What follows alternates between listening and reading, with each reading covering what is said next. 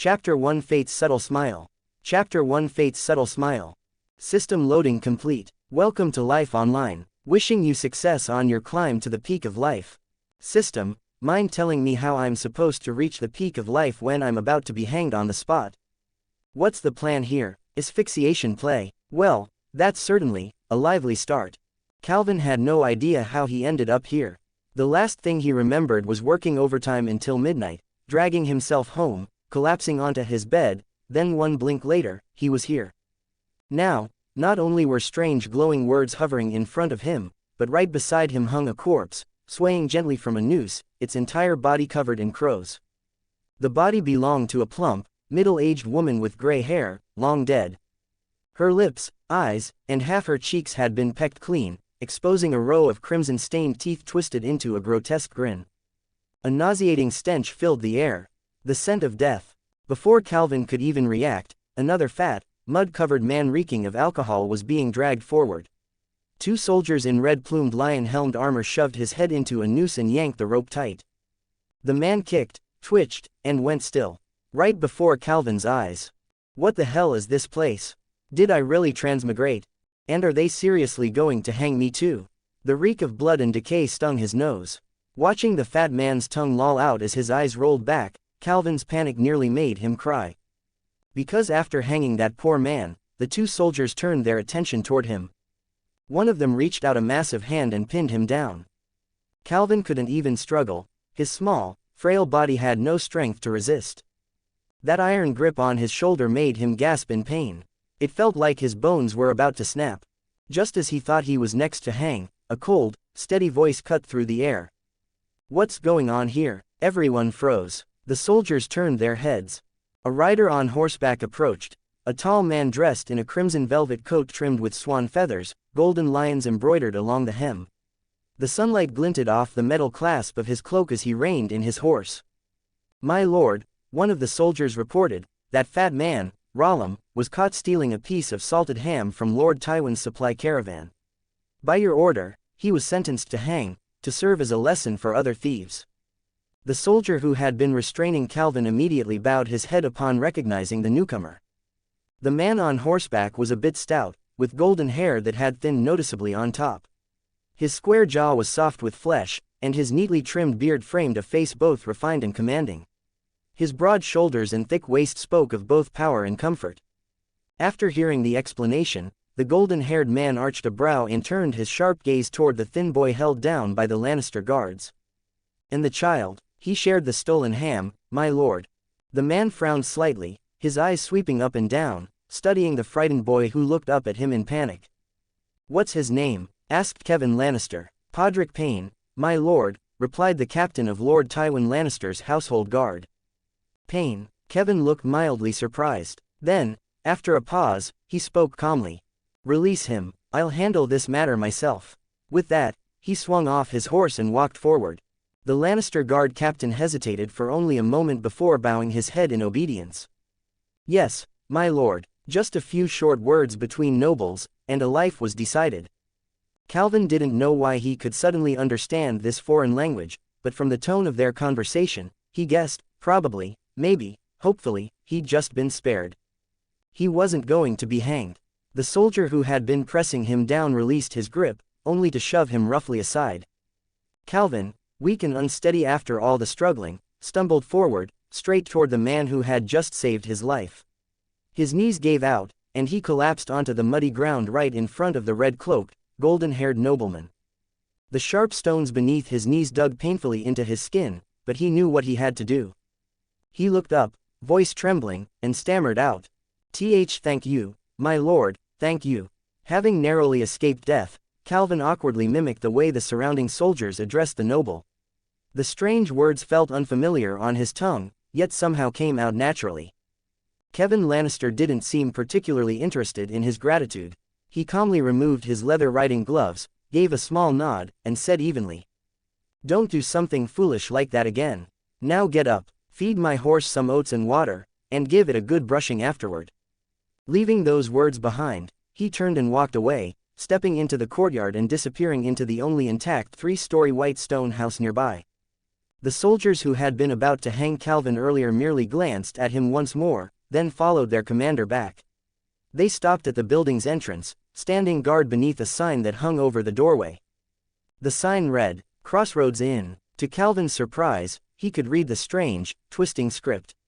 The moment his eyes touched the letters, their meaning seemed to form naturally in his mind, as if he had always known this language. Before he could wonder why, a familiar translucent text box suddenly flickered into view at the lower left of his vision. "Your unexpected encounter has allowed you to brush past death. Fortune smiles upon you, your survival test was successful. You've lived to see another day. You've gained a new life insight, luck +1. New trait unlocked, tenacity. Experience +200 XP. Congratulations, you've leveled up. Congratulations, you've leveled up again. Opening square bracket ... closing square bracket." The lines of glowing text scrolled upward rapidly, just like the system log from the games of his previous life. Moments later, they faded away, as if they had never existed. Calvin swallowed hard, pushed himself up from the muddy ground, and tried to steady his breathing. His whole body ached, his mind spinning in confusion. He could understand, at least on some level, what had happened: transmigration, a system, a strange fantasy world. He'd read enough novels to recognize the pattern. But standing here, freshly spared from death, in a world both alien and brutal, all he truly felt was lost and powerless. He stood there dazed, mud clinging to his legs, before finally lifting his head to look around. The surroundings resembled a village, or rather, the ruins of one. Every house was half collapsed, charred beams jutted from the ground, and the earth itself was blackened with soot, as though a terrible war had swept through not long ago. He was inside a small courtyard encircled by a broken white stone wall. In its center stood the three-story inn with a single white chimney, smoke faintly drifting out. To the left, a low annex building had been hastily reinforced with wooden stakes among the weeds. To the right, a thatched stable leaned precariously beside a small stone bell tower. But what stood out most, and what made Calvin's stomach churn, was the line of gallows not far away, swaying gently in the breeze, each one holding a lifeless body. The crow's harsh cawing echoed through the air, and the sight of the dangling corpses sent a shiver down his spine. Cold sweat ran down his back. Still, he knew what he had to do. He turned around quickly, grabbed the reins of Kevin's mare, and began leading it toward the stable.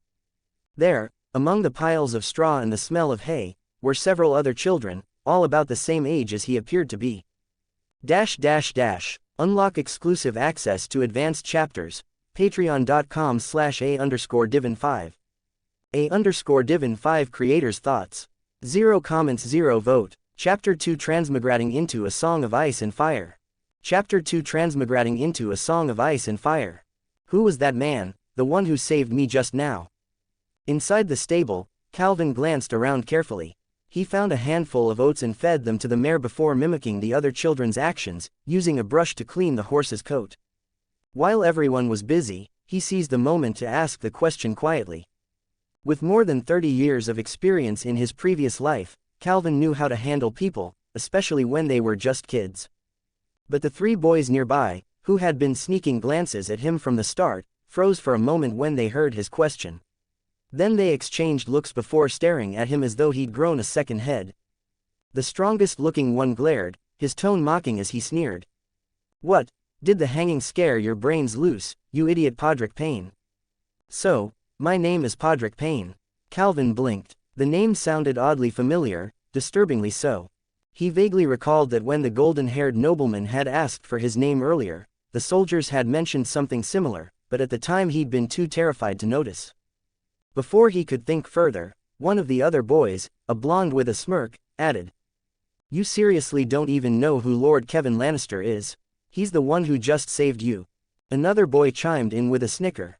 "If Lord Kevin knew you didn't recognize him, he'd probably have you strung up again." The first boy laughed. "If it were up to me, I'd hang you right next to that fat Rollum, now that would be funny to watch." They went on jeering, voices overlapping. "And that ugly innkeeper woman, what was her name again? She deserved what she got. She stood by while Lord Tyrion was captured by the Tullys. This is her punishment. The Lannisters don't forgive such insults, least of all Lord Tywin." It seemed Calvin's innocent question had uncorked a flood of chatter. The boys mocked him endlessly, mixing in scorn for the dead woman whose corpse now hung outside, picked clean by crows. But Calvin, or rather, Podrick Payne, wasn't listening anymore. He had frozen, eyes widening as realization struck. Lannister. Kevin Lannister. Tyrion Lannister. Tywin Lannister. Wait a second, could it be? This was a song of ice and fire. He had actually transmigrated into the world of Game of Thrones. No wonder everything had felt strangely familiar, yet unsettlingly different. He'd brushed it off as déjà vu, but hearing the name Lannister shattered all doubt. Calvin's voice trembled. You're saying, the man who saved me, was Kevin Lannister? The words came out dry, his throat tightening. His gaze drifted unconsciously toward the banners fluttering outside the camp, golden lions roaring on crimson fields. His question drew the boys' attention back. They exchanged glances and snickered again, their tones dripping with mockery. Who else? Of course it was Lord Kevin Lannister, brother to the great Lord Tywin himself. Did you think some random hedge knight would save a thief like you stupid rat? You stole from the Lannister supply train and you're still acting proud, unbelievable. If it were me, I'd have left you swinging with that fat Rollum. Their laughter grated in Calvin's ears. He didn't bother replying this time. Instead, he quietly moved to a corner, his eyes blank, staring at the gallows outside. The corpses swayed gently in the wind. Crows squawked, circling and pecking. A song of ice and fire, he murmured under his breath. Game of Thrones, he couldn't help but laugh bitterly. He knew this world all too well. In his past life, he'd first watched HBO's adaptation, captivated by its brutality and grandeur, then devoured the original novels afterward. He'd even called himself a fan. And now, somehow, he'd ended up inside it. Only now, with his pulse slowing and fear subsiding, did he have time to truly process what that meant. So, if Kevin Lannister was here, and that innkeeper woman had just been executed, that meant Tywin Lannister's army was already marching through the Riverlands. Which also meant, Eddard Stark's head was probably about to be placed on a pike in King's Landing. And he was Podrick Payne. Podrick Payne, that Podrick Payne. The shy, bumbling squire of Tyrion Lannister. Calvin swallowed hard, a complicated expression flickering across his face. Great, he muttered weakly. I just had to land in this bloody timeline. Having grown up as an orphan in his previous life, Calvin had long been accustomed to surviving without anyone to rely on. No family, no safety net, everything he had ever achieved came from his own effort. So, when faced with this sudden twist of fate, being thrown into another world, he handled it surprisingly well. His thoughts, which had been scattered in confusion, slowly began to settle amidst the chaos. He had crossed over. That was a fact he couldn't change. So the only thing he could do now was, accept it. Well, at least I've got the one thing every transmigrator needs, a golden cheat system. Maybe that's my ticket to surviving this dangerous world. Let's see what this thing can do. Just as he, or rather, Podrick Payne, was ready to explore what his mysterious system could do, several figures on horseback rode through the courtyard gate, drawing his attention. At the head of the group was a dwarf, unmistakable even from afar. The sight of him riding a full-sized horse was so surreal that for a moment, Calvin could only think of a circus monkey perched on a trick bicycle. Another lord's arrived. Come on, let's go. Hey, idiot Podrick, you too, don't think you can slack off. These horses are all yours to brush later. The tall boy sneered as he passed Calvin, giving him a hard kick on the backside before running off to join the others. Dash dash dash, all I wanted was a room, a hot meal, and a bottle of wine. The dwarf dismounted lightly, his short legs hitting the ground with a soft thud. Raising his head, he stared at the hanged corpses swaying in the wind, and recognized the woman immediately. The innkeeper, the same one who had once screamed, "Don't kill him here," while begging Catelyn Stark for mercy, her face red, her mouth foaming with blood. Now, she had nothing left to say. Calvin hesitated, then followed the other stable boys from a few steps behind, just close enough to overhear the dwarf's voice, tinged with weary sarcasm and quiet reproach. He couldn't help but study the man closely. This Tyrion Lannister looked somewhat like Peter Dinklage from the show, but not quite. His features were sharper, harsher, his mismatched eyes, one dark, one green, gleamed with intelligence. Long, unkempt hair framed his face like tangled strands of pale gold rope, dirty yet still gleaming faintly beneath the light. While Podrick was sneaking glances, the other boys hurried to take the horse's reins. But before they could touch them, a huge, foul-smelling wildling dressed in animal hides stepped forward, blocking their way. "Get away, brats," he growled, his voice booming like thunder.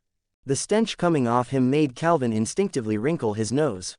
Tyrion turned his head slightly toward the man and said dryly, "Easy there, my friend.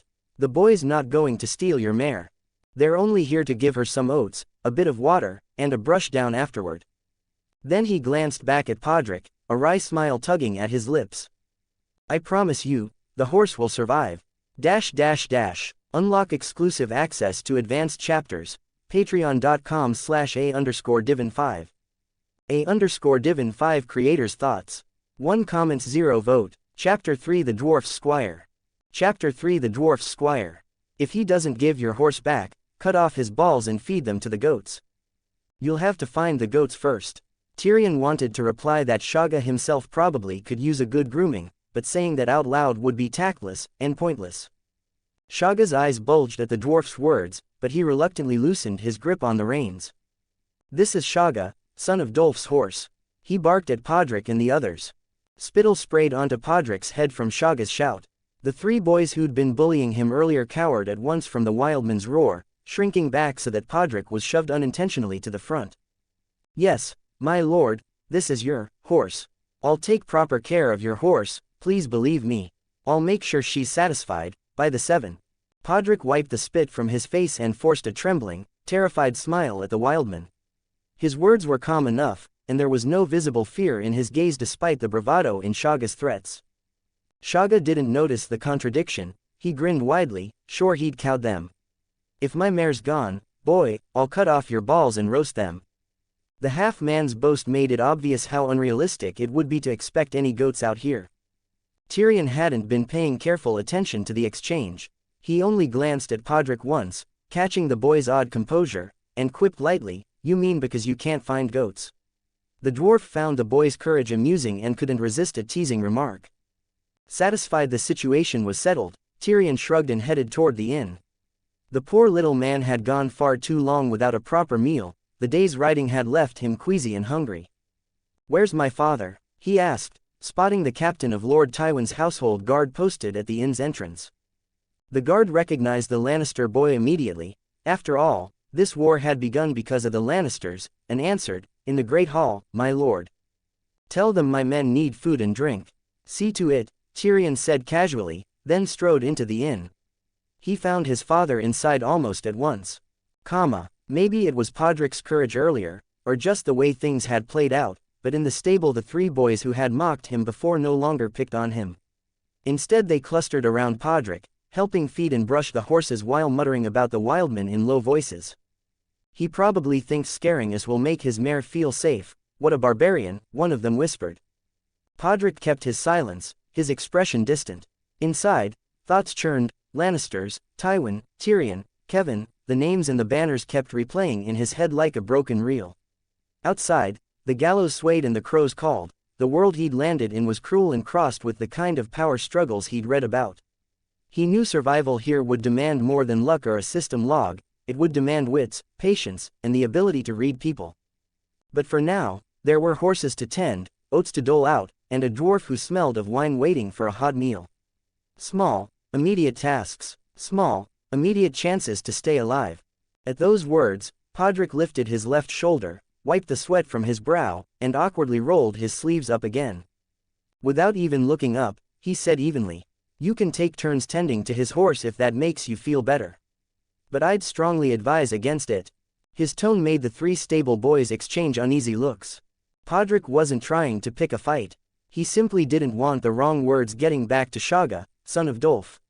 Whether or not there were goats around to feed, Podrick was certain his own jewels wouldn't survive if they made that mistake. "I'm saying," he added quietly, "don't give that man a reason to twist your necks off. Somehow, I don't think he's afraid of Lord Tywin Lannister's wrath." He shook the horsehair from his brush, lifted his chin slightly, and gestured with his mouth. "Look." A commotion had erupted near the gate. The same captain of the guard who'd tried to hang Podrick that morning was now being dragged across the dirt, by the throat, in the grip of the towering wildman. Shagga had him lifted with one hand, sword in the other, and was hauling him toward the inn like a rag doll. Behind him followed a lean, dark-haired sellsword and several other mountain clansmen, all swaggering with barely contained violence. As they passed through the courtyard, Shaga suddenly hoisted the red-cloaked captain higher and drove a boot into his gut. There was a heavy thud, and the proud lion-helmed officer vanished from sight. "Whoa, 7 hells," the boys gasped, mouths agape, frozen in disbelief. A few seconds later, all 3 of them bent their heads in unison and busied themselves furiously with their work, brushing and feeding the horses as if nothing had happened. What came next wasn't for stable boys like them to know. Within minutes, another rider galloped into the courtyard, a messenger. Podrick watched the scene silently, his expression calm, and then turned back to the mare Lord Kevin Lannister had entrusted to him that morning. After several hours of quiet work, he noticed something curious about her gait, something small but interesting enough to make the corner of his mouth curl upward ever so slightly. Time passed. Dusk crept across the sky. Dinner was little more than coarse black bread and a bowl of mushroom soup that smelled faintly of blood and soil. Podrick forced it down anyway. He knew hunger hurt worse than bad food. Not long after he'd finished, Kevin Lannister appeared at the stable door, 2 men in tow. Podrick straightened instantly, stepping out to greet him. "My lord, Podrick Payne," Kevin said curtly. "You're coming with me." His words were as economical as ever, no more, no less. Moments later, Podrick found himself walking in Kevin's shadow, following him through the camp under the wary, curious gazes of the 3 stable boys who had mocked him that morning. The group wound through the maze of tents and fire pits until they reached a half-built command tent. Kevin raised a hand and pointed. Ahead stood a small, filthy man with mismatched eyes, disheveled blonde hair, and a face that might have been called handsome, if not for the grime and height. "By order of Lord Tywin," Kevin said, turning toward the boys, "Lord Tyrion Lannister will be your new master. And you, Podrick Payne, from this moment, you are to serve as his squire." Then, facing the dwarf, he added, "Tyrion, your father insists you have a proper attendant." Tyrion, who had been arguing with a dark-haired sellsword, turned at the sound of his name, a trace of surprise flickering across his face. Well, he said dryly.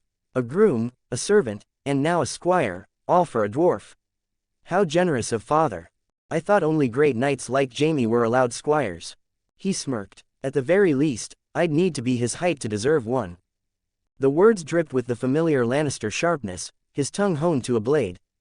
Yet as he spoke, his gaze slid toward the small group, landing on a thin, brown-haired boy with blue eyes. Recognition dawned. "Ah, I've seen you before, haven't I? At the inn earlier today. You're the one who didn't flinch." His mismatched eyes narrowed with interest. "So, my squire's name is Podrick Payne, is it?" He tilted his head. "Tell me, boy, any relation to Esser Ilyn Payne, the king's justice?" "Yes, my lord," Podrick answered steadily, bowing. "Esser Ilyn Payne is a distant relative." There was no hesitation in his voice, no trace of the fear one might expect when standing before a Lannister. For just a moment, Tyrion's eyes glinted, curiosity, perhaps even approval. All around them, the red and gold sea of tents rippled in the night breeze. The flames of countless campfires flickered, painting the scene in gold and blood. And beneath that firelight, the reincarnated Calvin, now Podrick Payne, felt the weight of his new reality settle on his shoulders. A system in his head, a dangerous family at his back, and a cunning dwarf for a master. In this world of lions and wolves, of fire and blood, survival itself would be a Game of Thrones. Chapter 4 Status Panel. Chapter 4 Status Panel. Skills, proficiency, attributes, levels, and these so-called specializations. So basically, these are the core elements of my golden finger. The foundation that'll decide whether I live or die in this world. The night sky shimmered above him, stars scattered like frost across the heavens. A waning moon hung high, its pale light spilling over the rippling surface of the river. Mist drifted like silver smoke across the water. Podrick sat on a rock behind a thicket by the riverbank, his feet soaking in the cool current. Bathed in moonlight and starlight, he savored the rare peace of having a moment to himself. As he enjoyed the cool air brushing against his face, he focused on the glowing interface hovering before his eyes, something only he could see. To be honest, the Life Online system looked pathetically simple, like an old text-based game that barely took up a few megabytes. The only thing that felt remotely real about it was this panel that appeared whenever he willed it to. Yet, this humble panel, and its few sparse menus, together formed the mysterious Life Online system. A strange, minimalist gift, and his one lifeline in the deadly world of A Song of Ice and Fire. As for the rest, he, Calvin, now living as Podrick Payne, was certain of two things. The system was real, and the transmigration was real. What a goddamn joke of a life, he muttered bitterly. He picked up a small stone and tossed it toward a nearby patch of bushes, from where giggles and the unmistakable sounds of intimate recreation had been drifting all night. A curse came back in response. System. At his word, the translucent panel blinked open again, scrolling with neat lines of text, the familiar black characters floating against the night.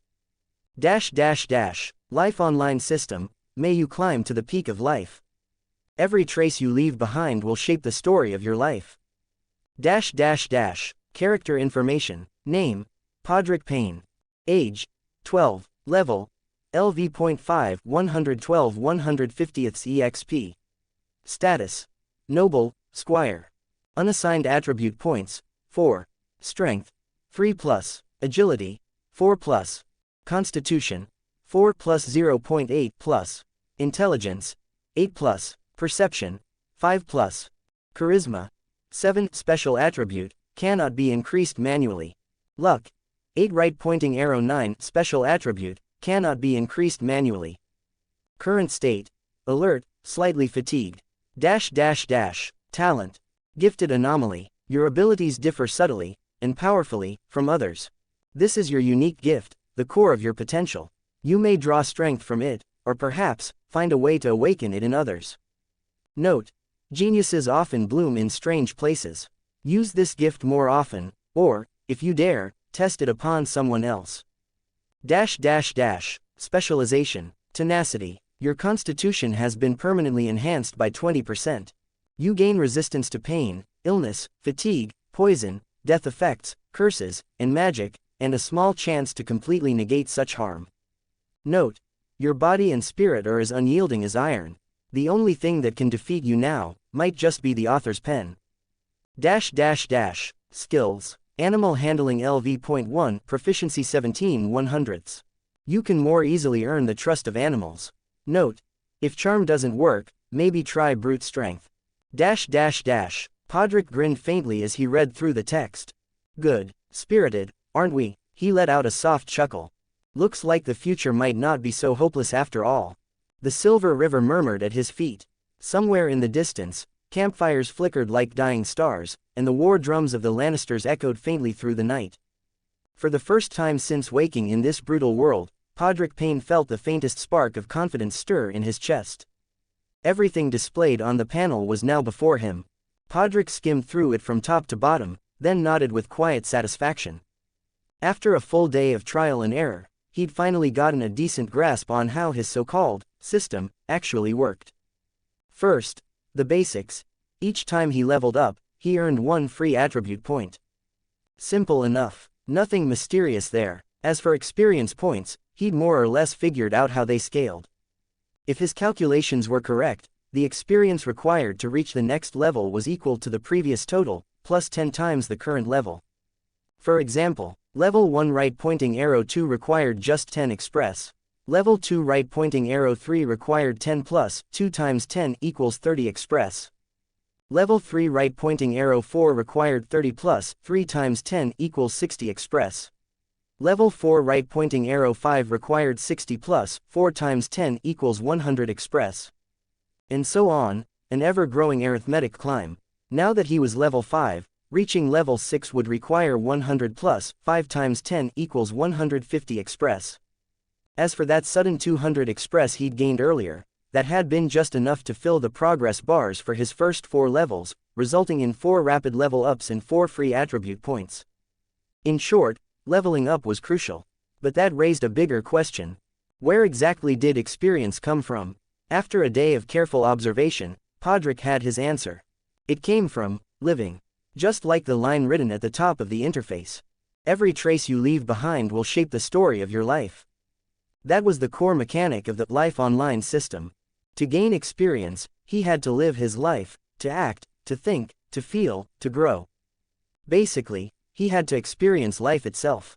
For example, feeding horses, brushing them, shoveling manure, all the stable chores he'd done today had earned him a total of 12 express. These small points had appeared randomly throughout the day, triggered after each completed task. But there was also that one-time 100 express reward he'd received earlier. That one was special. It had come from the moment he unlocked a new skill, animal handling. It had all started with Lord Kevin Lannister's mare, a proud, temperamental beast that had nearly kicked him to death. Desperate to avoid dying so soon after transmigrating, Podrick had calmed her down with soft words and careful gestures.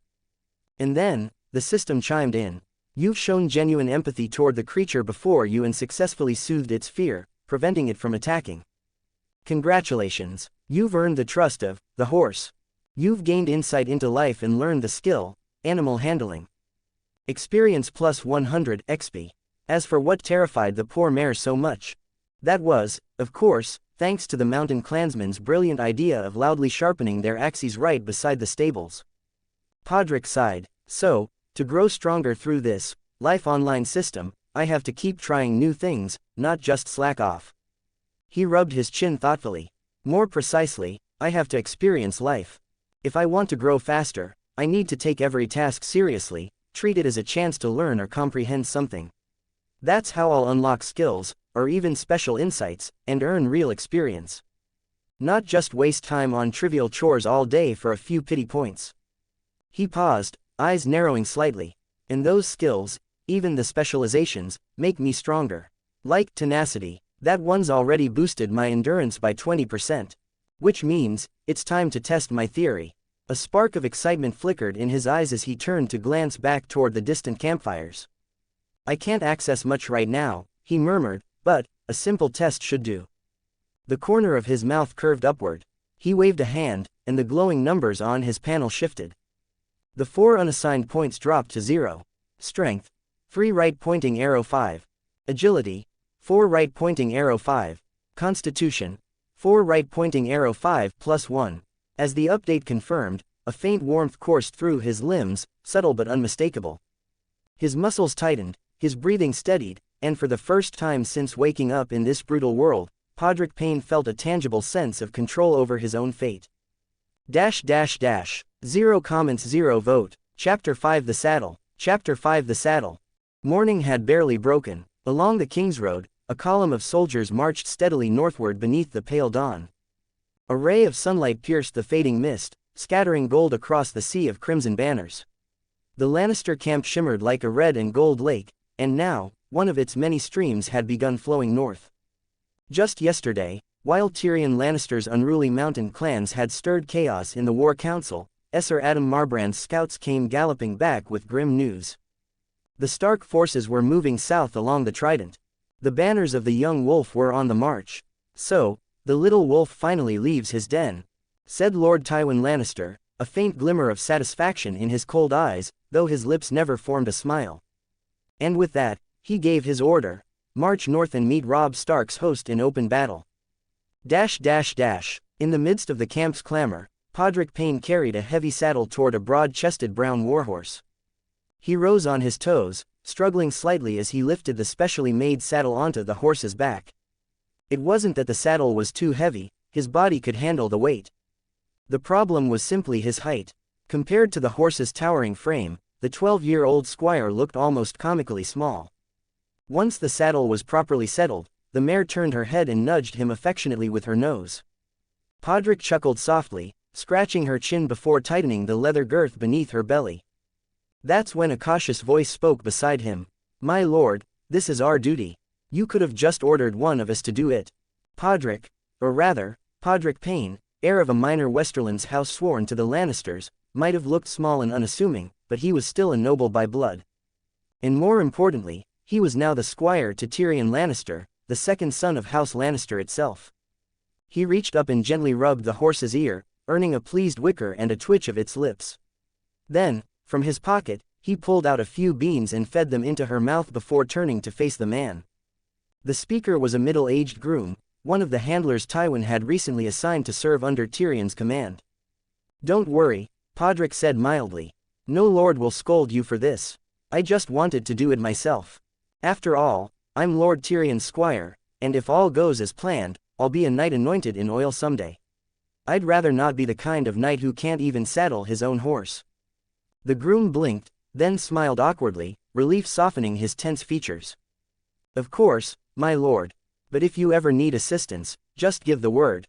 Podrick nodded. "I will. But for now, get back to your duties. We'll be marching soon." It was a reasonable excuse, even admirable for a squire to handle his own horse. No one could fault him for that. The groom bowed and hurried off to his next task, packing up Tyrion Lannister's tents and personal belongings for transport by wagon. Podrick led his horse along the path back toward the camp, though his eyes weren't on the road. They were fixed on the faintly glowing system panel only he could see. A new line had appeared. Skill acquired. Riding LV.1 to 100ths. The reward for his effort the night before, several hours spent in the stable, wrestling with a smaller mare until both man and beast came to an understanding. He smiled faintly. "We're breaking camp to march north," he thought. "Just like in the original story, which means the Battle of the Green Fork is inevitable. But before that, I need to act. I can't just drift along with the current like an extra waiting to die." After a full day and night of quiet reflection, Podrick had already made his decision. The story of A Song of Ice and Fire might have once had nothing to do with him. But that was before. Now that he was here, he refused to remain just another nameless squire in someone else's tale. Reality wasn't a novel. As a living, breathing person in a brutal world, Podrick knew one thing for certain: if he wanted to survive, he needed strength. Real, tangible strength. And that required more than just time. It demanded courage. For now, I'll have to rely on Tyrion Lannister. Staying by his side, that's my only real way forward. Podrick trudged along the muddy road, boots sinking with every uneven step. His expression remained calm, but his mind churned like a storm. He shifted his gaze from the skills panel back to his attributes. A score of 5 in any stat should represent an average adult. My strength's definitely increased, I can feel it. Before, my numbers were low because my body was still that of a 12-year-old kid, but now. He clenched his fist, feeling the power coursing through his limbs, the new solidity in his muscles, the faint buzz of energy that hadn't been there before. Level: LV 673 210th EXP. Strength: 6. He smiled faintly. Not bad. Progress. My lord, I've selected a horse for you. With her, your journey north will be a bit easier. Back at Tyrion's tent, Podrick stood holding the reins of a sleek mare. Behind them, the Lannister camp was a blur of movement, men shouting, tents coming down, carts creaking as the army broke camp in a tide of red and gold. Tyrion, bent over a washbasin, spat out a mouthful of water and turned at the sound of his squire's voice. Compared to the filthy, unkempt dwarf from the day before, this morning's Tyrion looked almost civilized, the faint gleam of Lannister pride returning to his appearance. "Pod," he said, blinking in surprise before his gaze dropped to the horse. "I don't recall this being part of a squire's job." Then, with his usual wry tone, "And between you and me, the only thing that makes me feel comfortable these days is lying in bed. Preferably with a young, beautiful woman beside me. So unless your mare can manage that, do me a favor next time and pick one smaller." Tyrion spread his hands wide, his face deadly serious, which only made the remark more absurd. Podrick held back a smile. Tyrion hadn't rejected the offer, and that alone said plenty. Truth be told, the dwarf appreciated initiative, especially from someone who could think beyond mere obedience. Tyrion yawned, rubbing at his eyes. He flicked away a bit of sleep grit from the corner and finally gave the horse a proper look. The moment he saw it, his expression froze. His calves tightened involuntarily. He didn't want to remember what riding felt like. Not after everything he'd been through. He still had nightmares of the road east, being captured by Catelyn Tully, dragged through the Vale, surviving the Ares Sky Cells, and wagering his life in a trial by combat. And now, just when he'd barely gotten back to what was supposed to be safety, here he was again, about to ride north into another war. He'd only just managed to take a proper hot bath last night, sleep in a real bed, and eat food that wasn't boiled beans or half-chewed leather straps scraped off a dungeon floor. And now, duty was calling again. Tyrion sighed, muttering under his breath. 7 bloody hells, Does no one in this world have the decency to pity a dwarf? Podrick said nothing, he only smiled faintly, adjusting the reins in his hands. Because if there was one thing he'd already learned about this world, it was that pity never saved anyone. Not a bastard, not a cripple, not a broken thing. And certainly not a dwarf. 0 comments 0 vote. Chapter 6 Northward March. Chapter 6 Northward March. The muscles in Tyrion's legs were still sore, aching and cramping every few steps. He really didn't want to endure another day of torture in the saddle. But what choice did he have?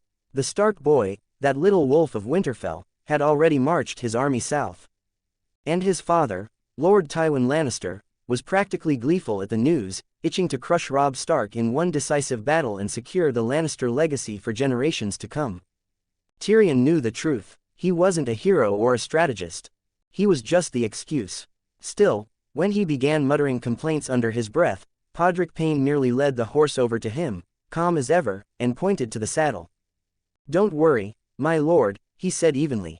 "I've made a few adjustments.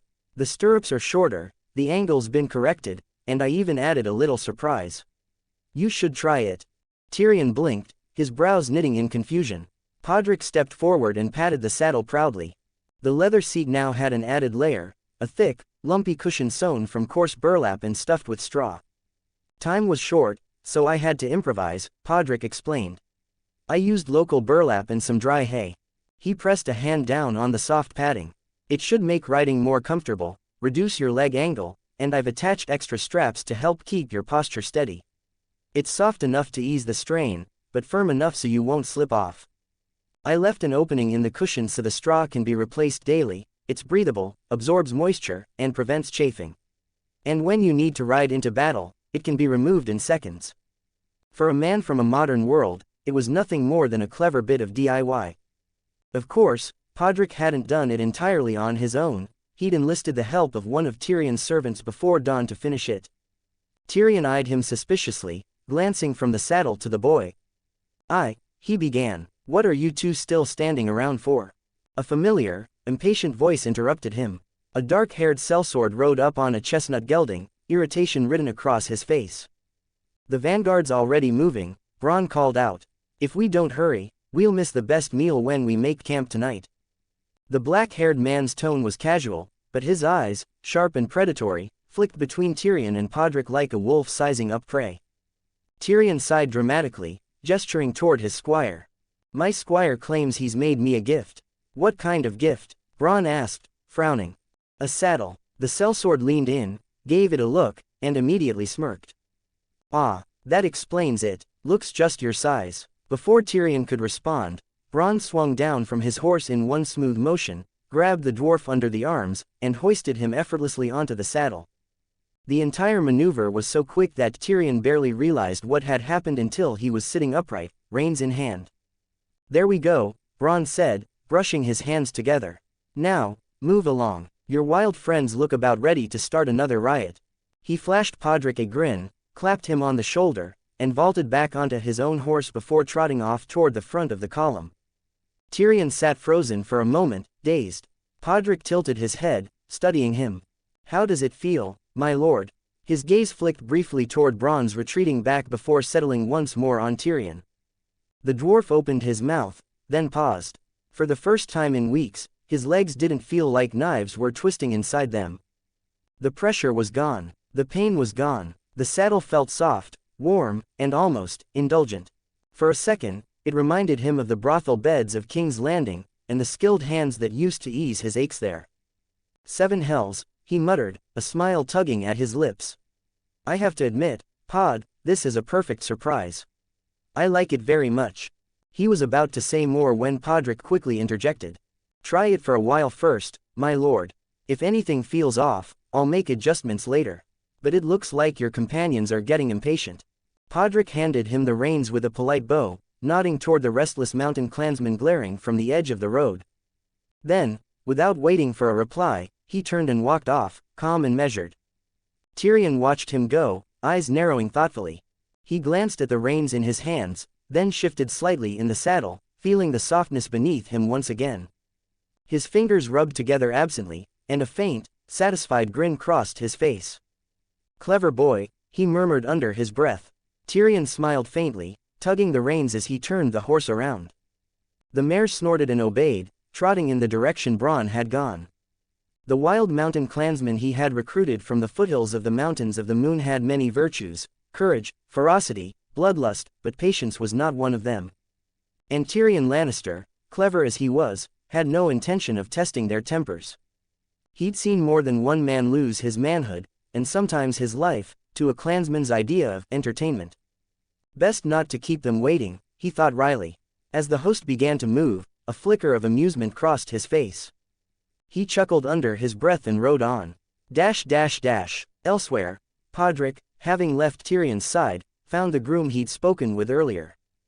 The servant who had been assigned to assist Tyrion was already there, loading the last of the dwarf's belongings. A rickety wagon trailed behind the column, piled high with Lord Tyrion Lannister's travel chests, scrolls, and personal effects. The groom took the reins up front, urging the horses onward, while Podrick and the other servants squeezed into the back, surrounded by luggage and supplies. The cart swayed as it rolled north along the King's Road, creaking with every rut and stone. Podrick chatted idly with the two men, asking small questions, learning more about the army, the nobles, and the lands around them, piecing together the world he'd been dropped into.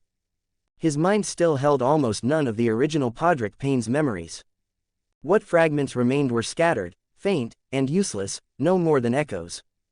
And yet, strangely enough, all the knowledge the boy once had was intact. He could read the banners fluttering in the wind and instantly recognize their sigils: lions, cranes, blackfish, bears. He could understand the common tongue perfectly, both spoken and written. He knew the etiquette between lords, the proper gestures for greeting knights, and what a squire was expected to do. Whoever the original Podrick Payne had been, he'd been well educated, polite, disciplined, and dutiful. Which made sense. He might have been from a minor branch of House Payne, but they were still nobles of the Westerlands, sworn to House Lannister, and thus entitled to proper training. The only true difference was that his father, Sir Cedric Payne, had recently died in battle somewhere in the Riverlands. That, at least, the servants had mentioned. Podrick leaned back against a trunk, staring up at the pale northern sky. If I'd been reborn as a commoner, he wondered, what kind of fate would I be facing now? The wagon rocked gently beneath him, the steady rhythm of hooves and wheels blending with the creak of leather and wood. He let his head fall back against a bundle of cloth, eyes half-lidded. Before long, his breathing slowed. After all, he thought drowsily, I barely slept 3 hours last night. Within moments, lulled by the rhythm of the road, Podrick drifted into a rare and peaceful sleep. The kind only the weary could know. Beneath the endless gray sky of the northbound road. Unlock exclusive access to advanced chapters. Patreon.com/A_Divin5. A_Divin5 creators thoughts. 0 comments 0 vote. Chapter 7 Collecting Debts. Chapter 7 Collecting Debts. Pod, come with me. Yes, my lord. Podrick had been helping the servant and the groom set up Tyrion's tent when a voice sounded behind him. He wiped the sweat from his forehead, turned, and saw the dwarf watching him with a small smile. Podrick asked no questions. He simply lowered his sleeves, stepped away, and fell in behind Tyrion Lannister, matching his pace as they wound their way through the bustling Lannister camp. Lord Tywin's host had taken the Kingsroad north. Even with a well-paved road, a massive army could only advance so far in a day. By evening, they had stopped to make camp directly beside the road, merchants and travelers scattering in fear long before the army drew near. As the two moved through the encampment, a deep, booming laugh rolled across the campfires, loud enough to shake the air. The voice was familiar. Podrick looked toward the sound and saw Shagga, son of Dolf, of the Stone Crows, the very same wild clansman who had threatened to cut off his manhood and roast it for goats. It seemed the mountain clans had chosen this corner of the camp for the night, right beside Tyrion's tent. Half-man Tyrion, a voice bellowed, come sit by our fire later. Eat with us. We hunted 2 wild boars. This time it was Khan, son of Korrit, not Shagga. He stood with one boot planted on a bloody boar carcass, an iron-headed axe gripped in his hand. As he spoke, he brought the axe down in a brutal arc, the boar's skull split with a wet crunch, brain and bone spilling across the dirt. I see that, Khan son of Korrit, Tyrion replied smoothly, smiling as though nothing were amiss. He eyed the blood-soaked boar without flinching. Thank you. When it's roasted, just save me a rib. Let's just hope they remember the salt, he added silently. That beast looks old. At this rate, by the time I reach 40 I may have no teeth left to enjoy proper food. Naturally, that part he did not say aloud. Podrick followed quietly, observing the interaction. Tyrion handled the savages with an ease and familiarity that came from days of survival among them. Campfires ignited across the clearing. Each tribe burned their own. The Black Ears would not share with the Stone Crows. The Stone Crows would not share with the Moon Brothers. And no tribe shared with the Burned Men. The 4 clans had pitched their fires, forming a loose ring, with Tyrion's tent positioned neatly at the center. Whether by design or accident, he was surrounded. Podrick watched, quietly taking notes in his mind. To his surprise, his memory felt sharp. Names he had only heard once stuck in his head. Faces, alliances, grudges, all mapped themselves out with clarity. It was as if his mind refused to forget anything that might matter. But once they stepped beyond the clan's perimeter, it was like crossing an invisible boundary. Outside, no one looked at them twice. No one greeted them, no one cared. The bustling camp continued around them, 2,000 tents and more than 20,000 soldiers sworn to house Lannister. None of whom had anything to do with Tyrion Lannister. He was a Lannister, and yet, here in his father's army, he stood alone. Tyrion kept a faint smile as he walked on. I didn't know squires had gotten so talented these days. Pod, who taught you that? Podrick had been staring at the camp, sorting thoughts in his head, when Tyrion suddenly spoke. He snapped back to attention, realized what was being asked, and answered simply. I thought it would make you more comfortable, my lord. We've at least a month of travel ahead, and then the war. Tyrion nodded, and the smile on his face softened. Lucky for me, I won't be tormented like that for the next month. I like your gift. Come with me. I'm going to demand some supplies from Lord Lefford.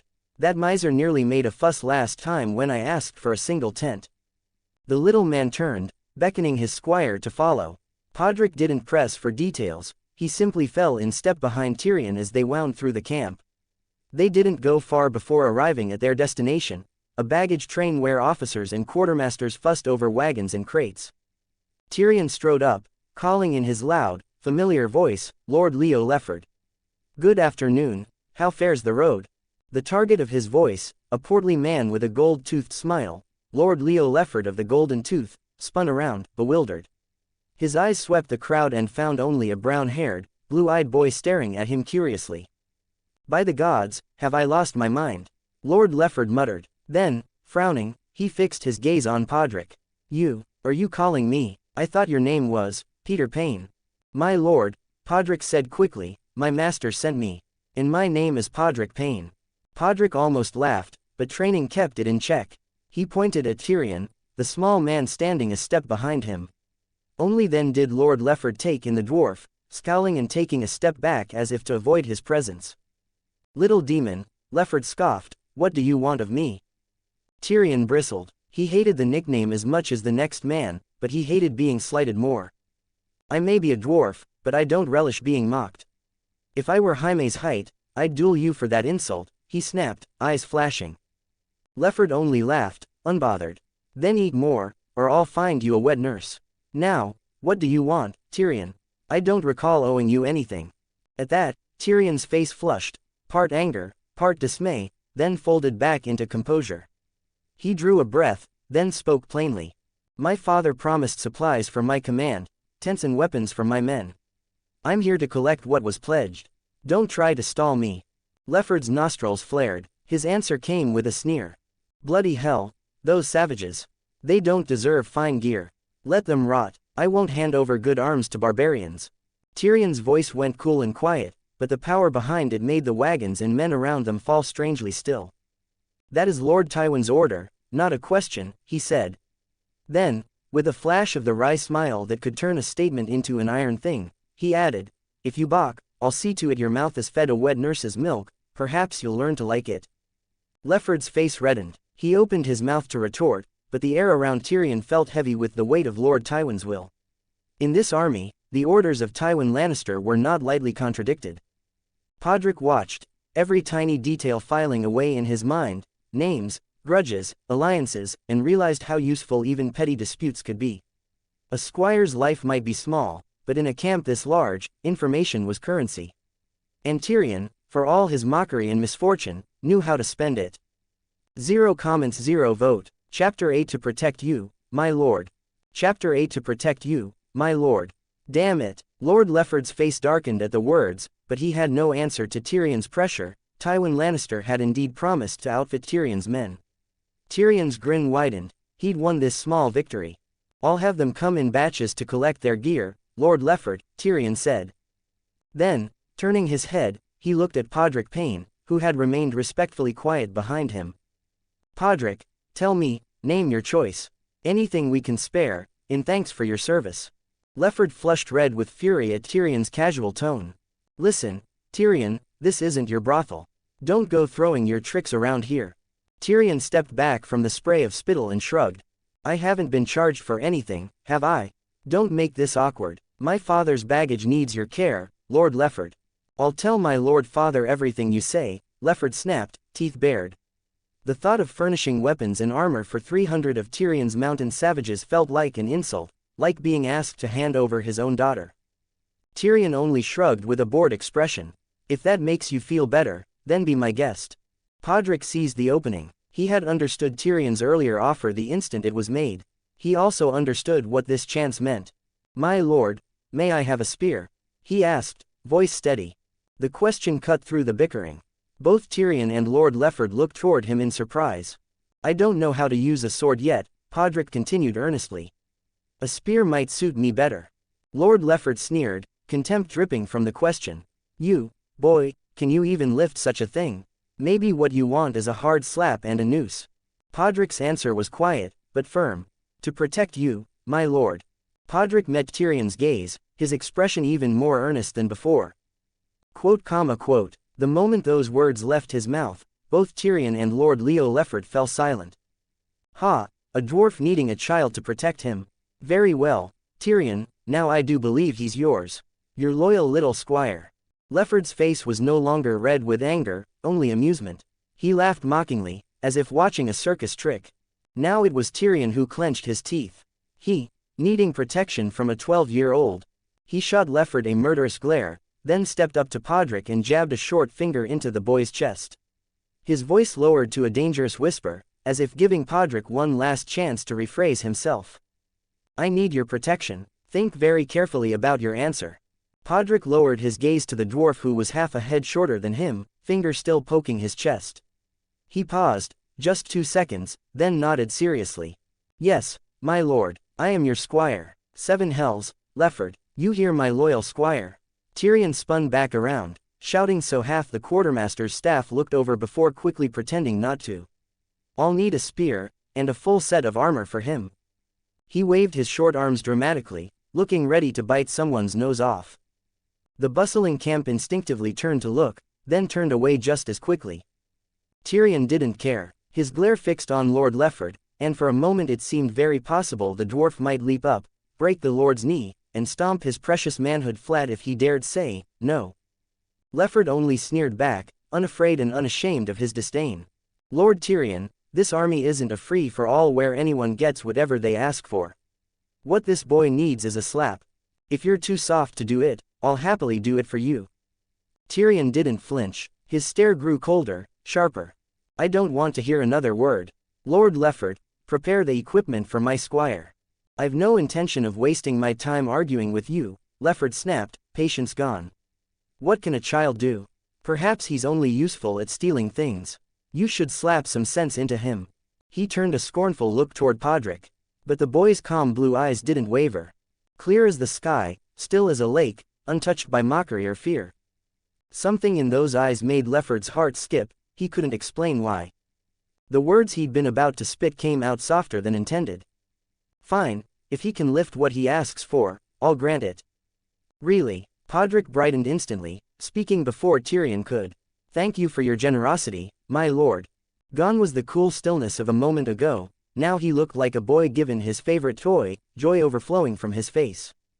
Lefford's gut twisted, something felt wrong, but he'd already spoken, pride forced him to continue. Of course, If you can carry it out of here, you can have it. A spear is nothing, what harm could it do? Lefford scoffed inwardly. And what is that damned imp playing at? Trying to show me up.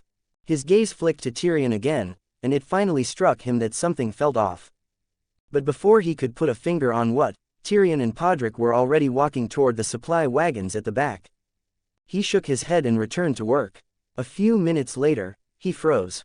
There, wobbling out of his supply line, was that small child. Arms full with a longsword, a spear, a bow and a quiver of arrows, a short dagger at his belt, an iron helmet on his head, and an entire set of armor strapped to his back, staggering but moving. Lord Leo Lefford could only stare. Unlock exclusive access to advanced chapters, patreon.com/a_divan5. A_divan5 creators thoughts. 1 comments 0 vote. Chapter 9A Squire's Duties, and How One Becomes a Knight. Chapter 9A Squire's Duties, and How One Becomes a Knight. With a full set of armor acquired for free, Podrick could barely keep the grin off his face. It was harder to suppress than the recoil of an AK. Even with the weight nearly crushing the breath from his lungs, he carried it all with joy. Tyrion had also outfitted himself, though compared to the finely crafted armor custom-made for his unconventional physique, this set was pitiful. The good armor was still sitting safely in Castle Rock. After all, Tyrion had never imagined he would one day need to wear it into actual battle. So now he had scavenged a mismatched set from Lord Lefford's supply wagons. Chainmail, a padded hood, a dead knight's gorget, round iron kneecaps, gauntlets, and pointed steel boots. Some pieces were decorated, others plain, none belonged together, and none fit properly. The breastplate was obviously forged for a much larger man, and because of Tyrion's disproportionately large head, the only helmet that would fit him was a bucket-shaped monstrosity topped with a long, triangular spike.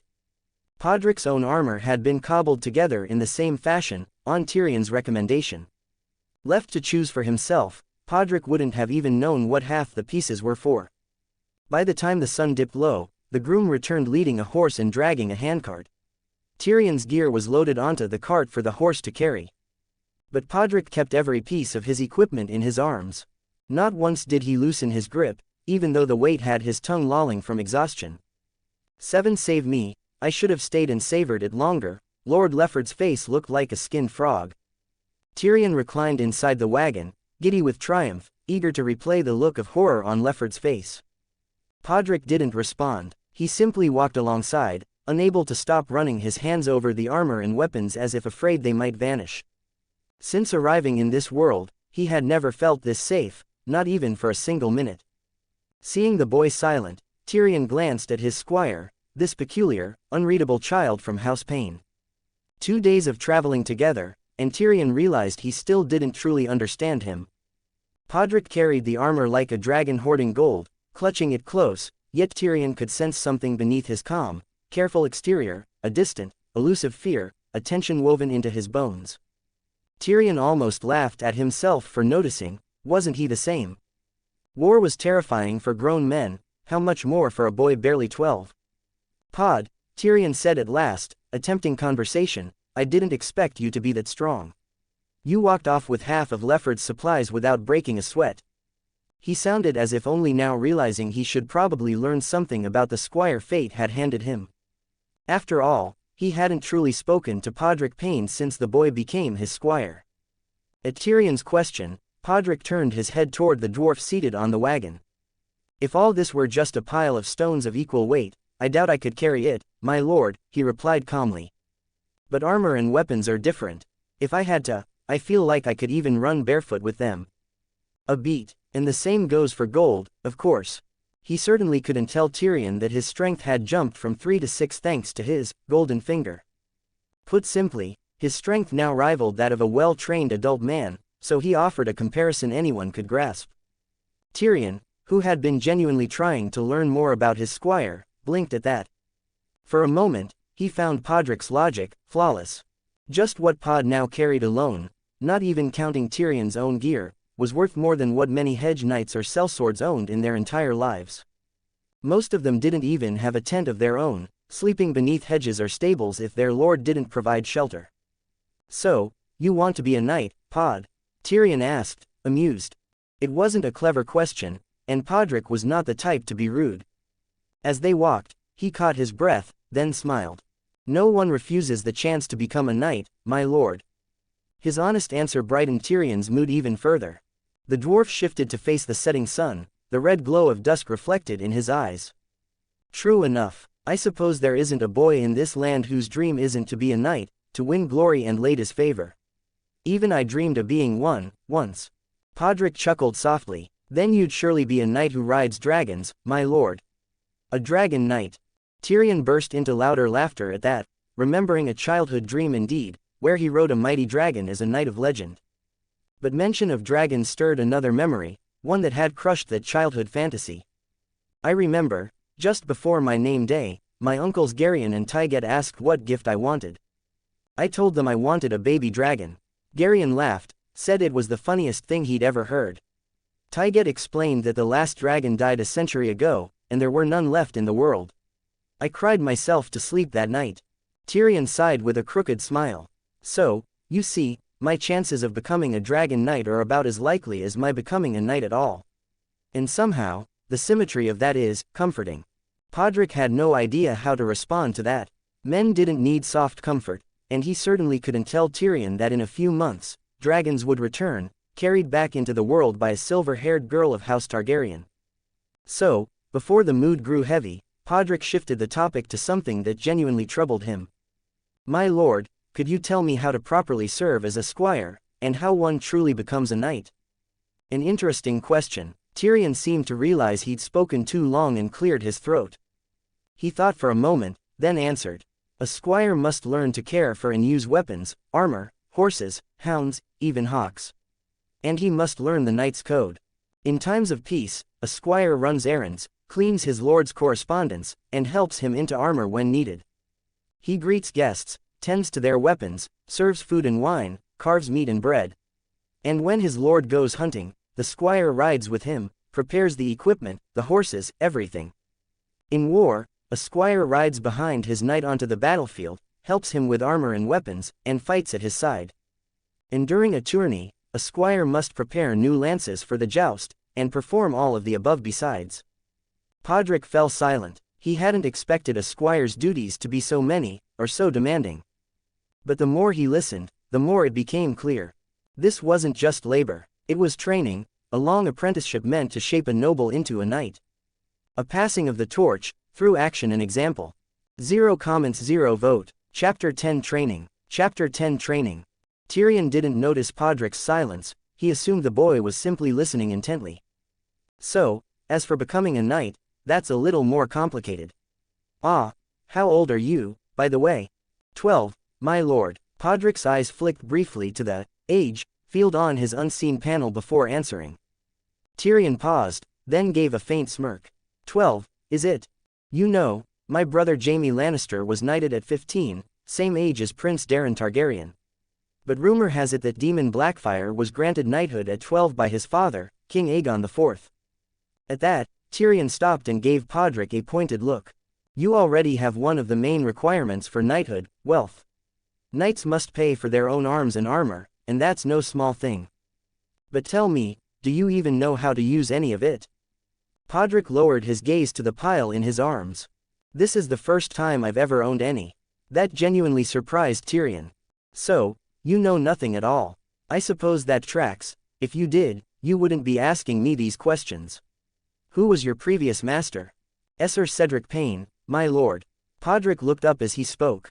My father served as squire to a wealthy relative, but he died in the Greyjoy Rebellion. My mother was the daughter of a shopkeeper, but she abandoned me when I was 4. After that, Sir Cedric Payne took care of me. I served as his squire, until he was killed in the fighting in the Riverlands.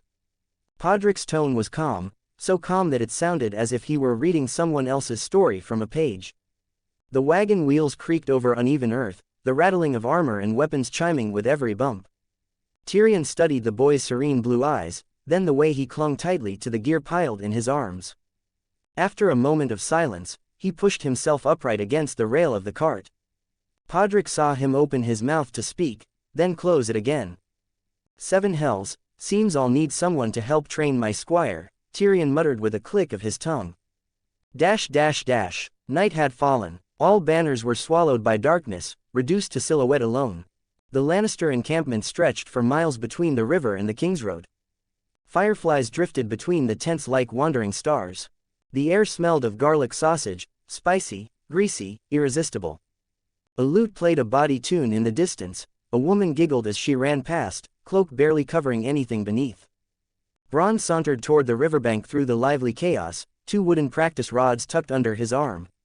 He picked his teeth with a twig he'd found gods knew where, glancing idly at the half-naked woman as she dashed by.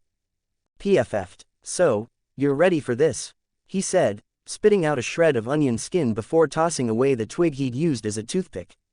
His eyes fell on the boy sitting by the river, waiting in silence for him, tense, focused, ready. I've been ready, sir, Podrick answered, rising to his feet with a solemn expression. Interesting answer, Bronn blinked, then laughed. The irritation of being dragged out to work at night faded a little. He dropped one of the wooden rods at Podrick's feet. Pick it up. The stick bounced twice on the grass. Bronn stood lazily, posture crooked, looking like a hungry wolf sizing up prey. Podrick looked at him, then at the stick. He hesitated only a moment, then slowly crouched, never taking his eyes off Bronn, as he reached for the rod. Bronn raised his brows, amused by the boy's caution. So, you're wary. Good. I thought this would be dull. Podrick couldn't tell whether it was praise or mockery, but it didn't matter. He was here to learn. Only when Podrick's fingers closed around the wooden rod did he rise, slowly, silently, never taking his eyes off Bronn. You've got the makings of a fighter, Bronn drawled, but you're miles from being one yet. For starters, you're wound up tighter than that stick you're holding. Every muscle you've got is clenched. And your first lesson is this. Bronn tucked his own practice rod back beneath his arm and stepped forward. He placed a hand on Podrick's shoulder, then nudged his feet apart with a tap of his boot. Widen your stance, lower your center of gravity. Loosen your shoulders, your back too. Good, that's better. Podrick listened, adjusting his posture exactly as instructed. Bronn stepped back, gave him a once-over, and nodded with approval before meeting his eyes. You ready? Yes. The answer left Podrick's mouth on instinct. Crack, a blur, a sting. The world spun. Podrick found himself face first in the grass, blinking at the earth as a sharp, burning pain bloomed across his cheek. Always stay alert. That's your first lesson, Bronn said, voice mocking behind him. Podrick lay there for a moment, feeling the grass tickle his skin. He lifted a hand, stunned, and touched the cheek that had taken the slap. Only now did his mind catch up to what had happened. What's wrong, little lord? Can't get up. The mockery burned as much as the slap. On your feet. Yes, sir. Podrick snapped back to focus. He scrambled upright, ignoring the throbbing heat spreading across his face. He reset his stance exactly as Bronn had shown him, gripping the rod with both hands, facing his instructor head-on. His cheek was going numb. He could tell it was swelling, red, no doubt. A flare of anger rose, instinctive, stinging, but seeing the amused curl on Bronn's lips, Podrick forced it down. He steadied his breath, forced calm back into his voice. Thank you for the lesson, sir. Bronn's smirk faltered, just for a heartbeat. He hadn't expected gratitude. Then he chuckled. You're better than I thought, kid. The mockery faded from his expression, replaced by something sharper, more serious. He pulled out his own rod, lowered into the same stance he had just taught Podrick. And for the first time that night, Bronn looked like a real instructor. Greater than you earnestly studied combat techniques from your instructor. Your attitude was sincere and your resolve unwavering. You gained insight into life, plus 300 XP. Congratulations, you leveled up. Opening square bracket, closing square bracket. Your instructor imparted combat knowledge and experience with genuine effort. Gained experience, plus 30 XP. Opening square bracket, closing square bracket. 0 comments 0 vote. Chapter 11 Growth. Chapter 11 Growth. Oi, Bronn, how's the boy? Tyrion eased his horse up alongside the sellsword, his tone oddly casual for such a pointed question. Bronn, however, seemed to understand exactly whom he meant. He blinked, then glanced instinctively toward the rear of the column. A surprise, or rather, a fright. If he truly is 12, like you told me, then his strength, reflexes, speed, even that instinct to fight, that will to fight, or beyond what a boy his age should have. Bronn clicked his tongue, expression strange. Honestly, those reasons alone are enough. He's a natural. He looked back at the boy riding a short distance behind them, slumped in the saddle, eyes dazed, swaying with exhaustion. And more than that, he's tougher than I expected. Feels like he was born to fight. And last night, for a moment, he almost frightened me, even though he's still not my match. That last thought Bronn kept to himself. But he wasn't the sort of man who could hide much on his face, and a trace of it escaped in his expression. Tyrion gave him a curious glance, but didn't press. Oh, that's more praise than I expected. When my father forced a squire upon me, I thought it was some cruel joke at my expense. He looked back at Podrick, bouncing gently atop a dapple brown horse, head bobbing like he might fall asleep at any moment. Perhaps it was an illusion, but Tyrion could have sworn the lad looked a little taller than he had yesterday. Definitely his imagination. Bronn's eyes glinted, and he let out a quiet, knowing snort. The truth is, your father misjudged him. All he needed was a chance. And, lucky him, you gave it. Oh, then it seems I got the better end of the deal. A rare thing when dealing with my father. That alone is worth celebrating. The quip came with a wry smile, but the smile faded just as quickly. Silence settled between them, a dwarf and a lean sellsword, each sinking briefly into his own thoughts. Meanwhile, the subject of their conversation was lost in his own world as well. Podrick sat in his saddle, eyelids drooping, vision unfocused, fighting to stay alert. His gaze drifted to the translucent panel only he could see. Name: Podrick Payne. Age: 12. Level: 12, 69 780ths EXP. Status: Noble Squire. Unassigned attribute points: 2. Strength: 6 right pointing arrow 7+. Agility: 4 right pointing arrow 5 right pointing arrow 6+. Constitution: 5+1 right pointing arrow 8+1.6+. Intelligence: 8+. Perception: 5+. Charisma: 7 special. Luck: 9 special. State: confused, moderately fatigued. Staring at the numbers, Podrick couldn't help focusing on strength and agility, confusion flickering in his eyes. His strength and agility had increased by 1 point each that morning, without him allocating any points. He still had both unassigned attribute points untouched. So, how had those stats gone up? He had only invested 3 points into Constitution and 1 into agility himself. That should total 4. Yet his attributes had risen by 6. There was only one explanation he could come up with. Training, or natural physical growth. So, with proper training, or just by growing up, my attributes can increase naturally. But compared to assigning points, natural growth is slower, inconsistent, and unpredictable.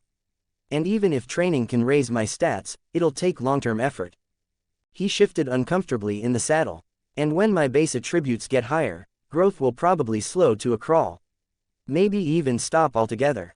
In other words, I can't rely on this. Not as a strategy. His gaze slid toward the skills column. Animal handling. LV2 33 300ths. Riding. LV3 224 600ths. Swordsmanship. LV3 103 600ths. Spearmanship. LV2 61 300ths. Unarmed combat. LV3 58 600ths. Weapon maintenance. LV1 91 100ths. Trash talk.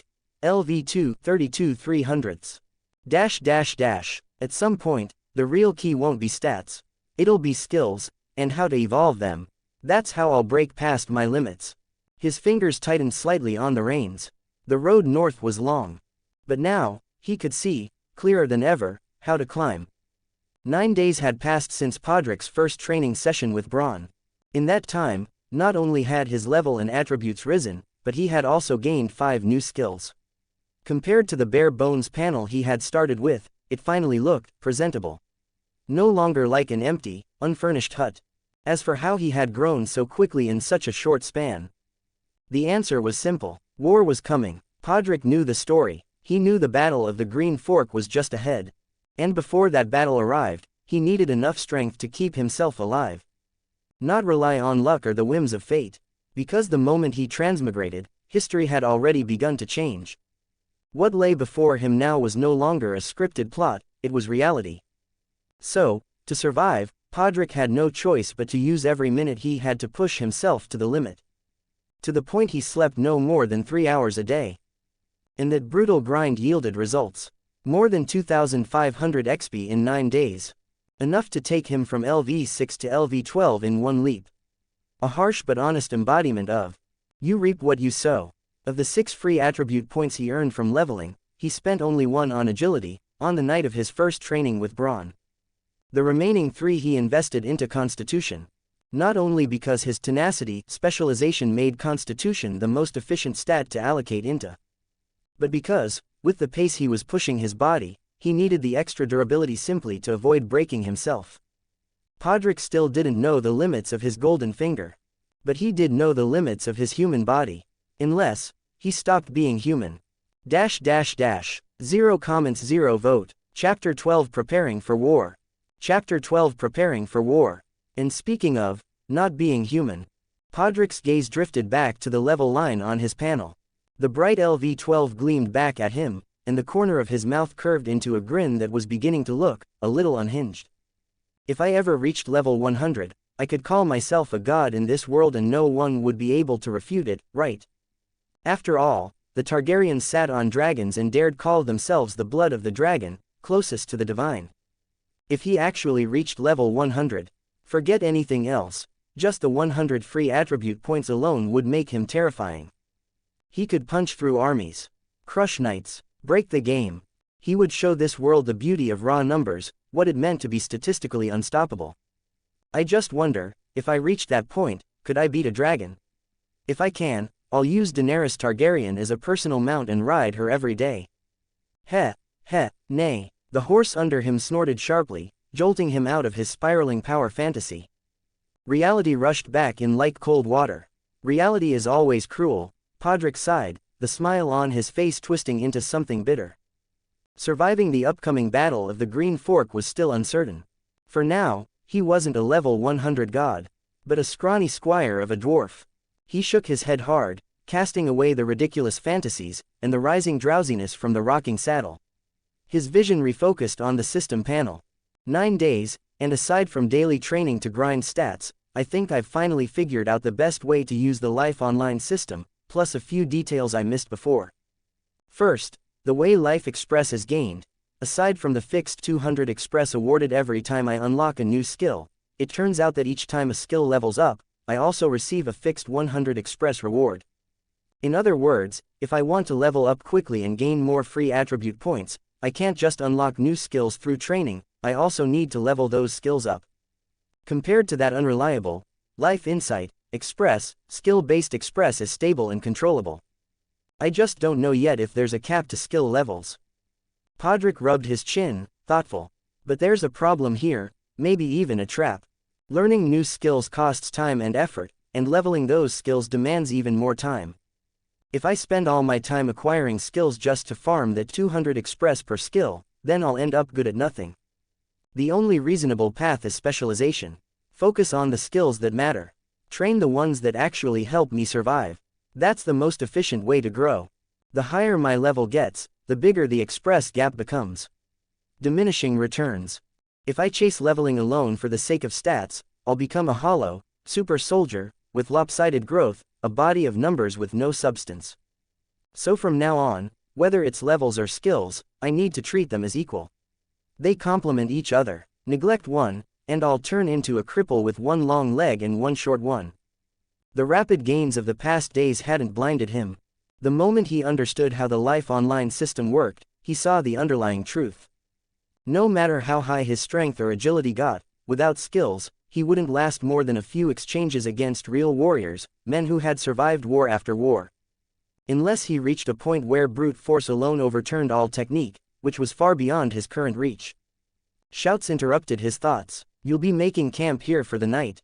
A mounted Lannister guard in a red-plumed lion helm rode up alongside the marching column to deliver orders. Then he turned to the small figure at the front. Lord Tyrion Lannister, His Grace Lord Tywin commands you to join him for supper in the command tent. War Council. Tell my father I'll be there shortly. Lord Tywin Lannister's command tent had been raised atop a hill overlooking the Kingsroad. In front of it, a long folding table of raw pine stood draped with a golden cloth. A great red and gold banner snapped in the wind. Lord Tywin sat at the table, dining with his leading knights and bannermen. Tyrion stared up at the not very high hill with dread. After a full day on horseback, his legs were jelly, his body sore, his stomach empty, and his spirit drained. But he had no choice. So he staggered up the gentle slope toward his father. He knew exactly how ridiculous he must look. Dusk had fallen. Fireflies drifted in the wind like floating sparks, and the last streaks of sunset painted the hill in living gold.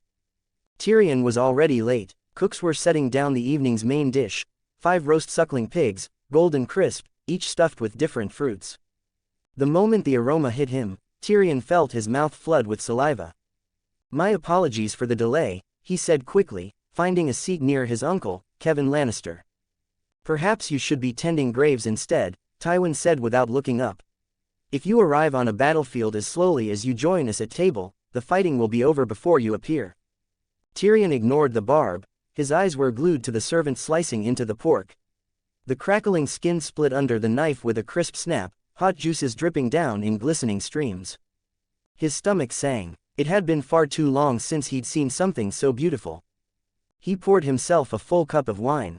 "Come now, father. Surely you'll leave me a peasant or two to play with," Tyrion said lightly. "I promise, I'm not greedy."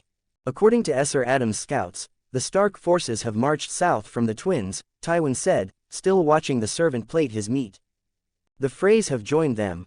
The enemy is just north of us, no more than a day's march." Zero comments, zero vote. Chapter 13 He fell asleep. Chapter 13 He fell asleep. Before the roast pork could even be set onto his plate, Tyrion had assumed the council would begin after everyone had eaten their fill. Lord Tywin clearly did not share that belief. "Father, have mercy, I'm just about to start eating," Tyrion pleaded in half earnest. "So the mere thought of facing that Stark boy scares you this badly?" Tywin's brow tightened, his voice cold. "If it were your brother Jaime, he would be eager for the chance to distinguish himself." Tyrion had no desire to compare himself to Jaime. Who in the Seven Kingdoms could measure up to Jaime Lannister? He tapped the slice of pork just placed on his wooden plate, set down his now empty wine cup, and said, "I'd much rather distinguish myself against this pig. Robb Stark is neither as tender nor as appetizing." Before Tywin could respond, a voice chimed in from down the table. "Let's hope your savages aren't as useless as you are, or all our fine equipment will be wasted." Tyrion turned. Predictably, it was Lord Leo Lefford, craning his neck forward like a vulture. "Boring man," Tyrion cursed inwardly. Out loud, he replied mildly, "My lord, I assure you, my savages will put your equipment to excellent use." But Lord Lefford wasn't about to let him off so easily. "I saw that hairy giant today, insisted on taking 2 battle axes. And not just any axes, black steel, double moon blades, top-grade work. Those 2 alone are worth half the gear on your squire's back." "Shaga has a fondness for wielding something in both hands," Tyrion said, eyes locked on the steaming platter as the servant set it before him. He reached into the salt dish and sprinkled a generous handful over the meat. "A meal deserved flavor. He still has his wooden axe on his back. Clearly, Shaga believes 3 axes are better than 2. Esser Kevin finally intervened, leaning forward between them. "We've had a thought. When the battle begins, we intend to place you and your mountain men on the vanguard." And when Esser Kevin Lannister used the word "we," it usually meant Lord Tywin's will. Tyrion knew that too well. The knife holding his long-awaited morsel of pork froze midair. The vanguard. Either his father had suddenly developed great confidence in him, or Tywin intended to rid himself of the son who embarrassed him most. Between the two, Tyrion had little trouble guessing. A cold premonition settled in his stomach, stronger than hunger. Elsewhere, Podrick watched Tyrion wobble away from the feast, legs trembling, steps uneven, like a drunken marionette. He turned to Bronn. "I saw fish in the river earlier. If we hurry, we might still catch some big ones." Servants nearby were busy erecting Tyrion's tent. As a squire, Podrick wasn't required to do the manual labor. Bronn shrugged, his gaze pulling away from something he'd been watching in the camp. "Good idea, but I've got a better one. Your lord gave me a task when the march ended today." Podrick blinked, surprised. What task? Bronn smirked, clapped his hands, rose to his feet, one hand resting on his sword hilt. Come on, I just spotted our target. He slipped into the flow of soldiers and camp folk, weaving forward with Podrick on his heels. Podrick had no idea what Bronn was planning, but he still followed. He had seen a large trout in the shallows earlier. If they hurried, they might still catch it. But then he watched Bronn step in front of a young man, blocking his path. Podrick. If he wasn't mistaken, the young soldier had been about to duck into a tent, hand in hand with a slender, dark-haired girl who looked no older than 18. Life in the army always found recreational outlets. No matter where a camp was pitched, certain people always appeared. Seeing the girl jogged Podrick's memory, and the corner of his mouth twitched. Before he could get close, Bronn already had a dagger pressed to the young man's throat, so fast Podrick barely saw it happen. The two exchanged a few quiet words. A heartbeat later, the young man released the girl's hand. Bronn sheathed the dagger and casually led the girl away. You said there was a big fish. My business is done, Bronn said as if nothing unusual had happened. By the time Tyrion returned, the sky was fully dark. Lines of campfires glimmered along the Kingsroad like a trail of stars stretching for miles. What did you all eat? Tyrion asked, scanning the faces gathered around one of the fires, his servant, the groom, Bronn, and a black-haired girl he didn't recognize. A trout, my lord, the groom replied quickly. Master Bronn and Lord Podrick fetched it. Only then did Tyrion notice the charred fish bones in the ashes. Trout and roast suckling pig, he thought bitterly. Damn my father. His stomach growled as he stared mournfully at the remains. And then, as if the gods themselves took pity on him, a voice spoke, sweet as a song. Podrick insisted on saving the tenderest portion for you. I don't know why. Bronn used a stick to scrape aside glowing embers, revealing a lump of ash-coated something hidden beneath. Under Tyrion's puzzled gaze, he tapped the hardened crust, cracks split open, and a wave of irresistible aroma escaped, slithering straight into Tyrion's nostrils. His stomach roared even louder. What is that? Trout, Bronn said. The boy cooked it in some strange way, made it taste incredible. Odd kid, full of surprises. He licked his lips at the memory. You said, Pod left it for me. The moment the scent hit him, Tyrion forgot the insults, the humiliation, the pain in his legs. He flopped down beside Bronn as if gravity had claimed him. Bronn pushed the food toward him. Only then did Tyrion notice the trout had been baked in a shell of mud, with leaves wrapped around it inside to seal the flavor. Too hungry to care about heat, Tyrion drew his dagger, stabbed into the fish, and shoved the first steaming bite into his mouth. I thought you were dining like a king. HSST, ah. Sadly, no, and gods, this tastes better than that roast pig. He chewed desperately, swallowed, wiped his mouth, and only then remembered to ask. Where's Podrick? Bronn pointed toward Tyrion's tent. There. He fell asleep. Chapter 14. If I recall correctly, at dawn, we march into battle. Chapter 14. If I recall correctly, at dawn, we march into battle. As a squire, Podrick was entitled to share a tent, however small, with Tyrion. But his pleasant sleep was abruptly broken by a rhythmic thump, thump, thump. He blinked groggily. The tent was dim, lit only by a half-burned candle casting shaky light across the canvas. The sound grew louder. Podrick turned toward it, squinting. In the flickering glow, the dwarf was on the ground doing push-ups, face tense, body trembling, sweat dripping. Using the final quiet hours before war to train his body. Perhaps even he knew, this might be his last night alive. Today, tomorrow, or the next day, his corpse might be the one hauled off by the corpse collectors. Outside, the waters of the Green Fork roared against the bank, dark, relentless, like a drumbeat of doom. 7 hells. The sight hit Podrick like a slap. He instinctively averted his gaze, and only then noticed a thin linen dress lying on his foot. Very familiar. The dress the girl from earlier had been wearing. Oh, so that's how it is. There was no sleeping after that. Podrick carefully rolled out of his blankets and tiptoed toward the tent flap, trying not to interrupt the festivities inside. Her enjoyment is definitely fake, but I'll admit, she fakes it well. 7 bloody. Podrick muttered under his breath, tugging his trousers into place to give himself some dignity. Then he looked up at the night sky.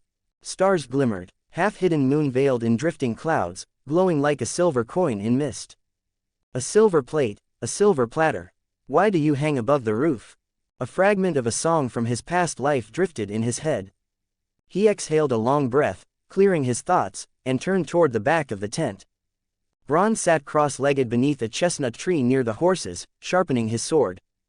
He noticed Podrick watching and grinned, far too knowingly. Podrick would swear 8 out of 10 parts of that grin were pure mockery. Evening ruined, Bronn. A certain someone disturbed my dreams, too busy enjoying himself, Podrick said as he walked past and relieved himself against a tree. Bronn's grin widened. You didn't expect anything different, did you? Apologies, I've got other things on my mind tonight. Podrick shook off the last drops, shrugged, and added. Though it's fine, gives me time to prepare what I need. Bronn raised a brow as the boy ducked back into the tent. Inside came a clatter of metal, armor shifting, weapons knocking together, before Podrick emerged again, now clearly bulkier than when he went in. Oi, 7 damn hells, Pod, what are you doing? Just collecting what I need, my lord. Please, continue, but you may want to save your energy and get some proper sleep, Podrick answered politely, only to be chased out by flying boots in a chorus of giggles like silver bells. Podrick hurried back to Bronn with the gear he had prepared the evening before. He dropped it at Bronn's feet. The sellsword stared at the pile. A spear, an iron sword, chainmail, breastplate, helmet, everything needed to go to war. Bronn blinked once. I'll admit the imp was right, what in the 7 are you planning? Bronn paused mid-stroke in sharpening his blade, eyeing Tyrion's little squire with growing puzzlement. Podrick didn't answer right away. He first loosened the bundle of gear, then neatly laid each piece out in a row. If I'm not mistaken, the only reason we're camped here is because the Stark host is just a day's march from us. Podrick turned, slipped into his padded leather armor, but didn't touch the rest yet. He simply sat down beside Bronn. The sellsword's eyes narrowed. A beat later, realization struck him. His wolfish gaze sharpened. What are you implying? Bronn's voice dropped, low and edged.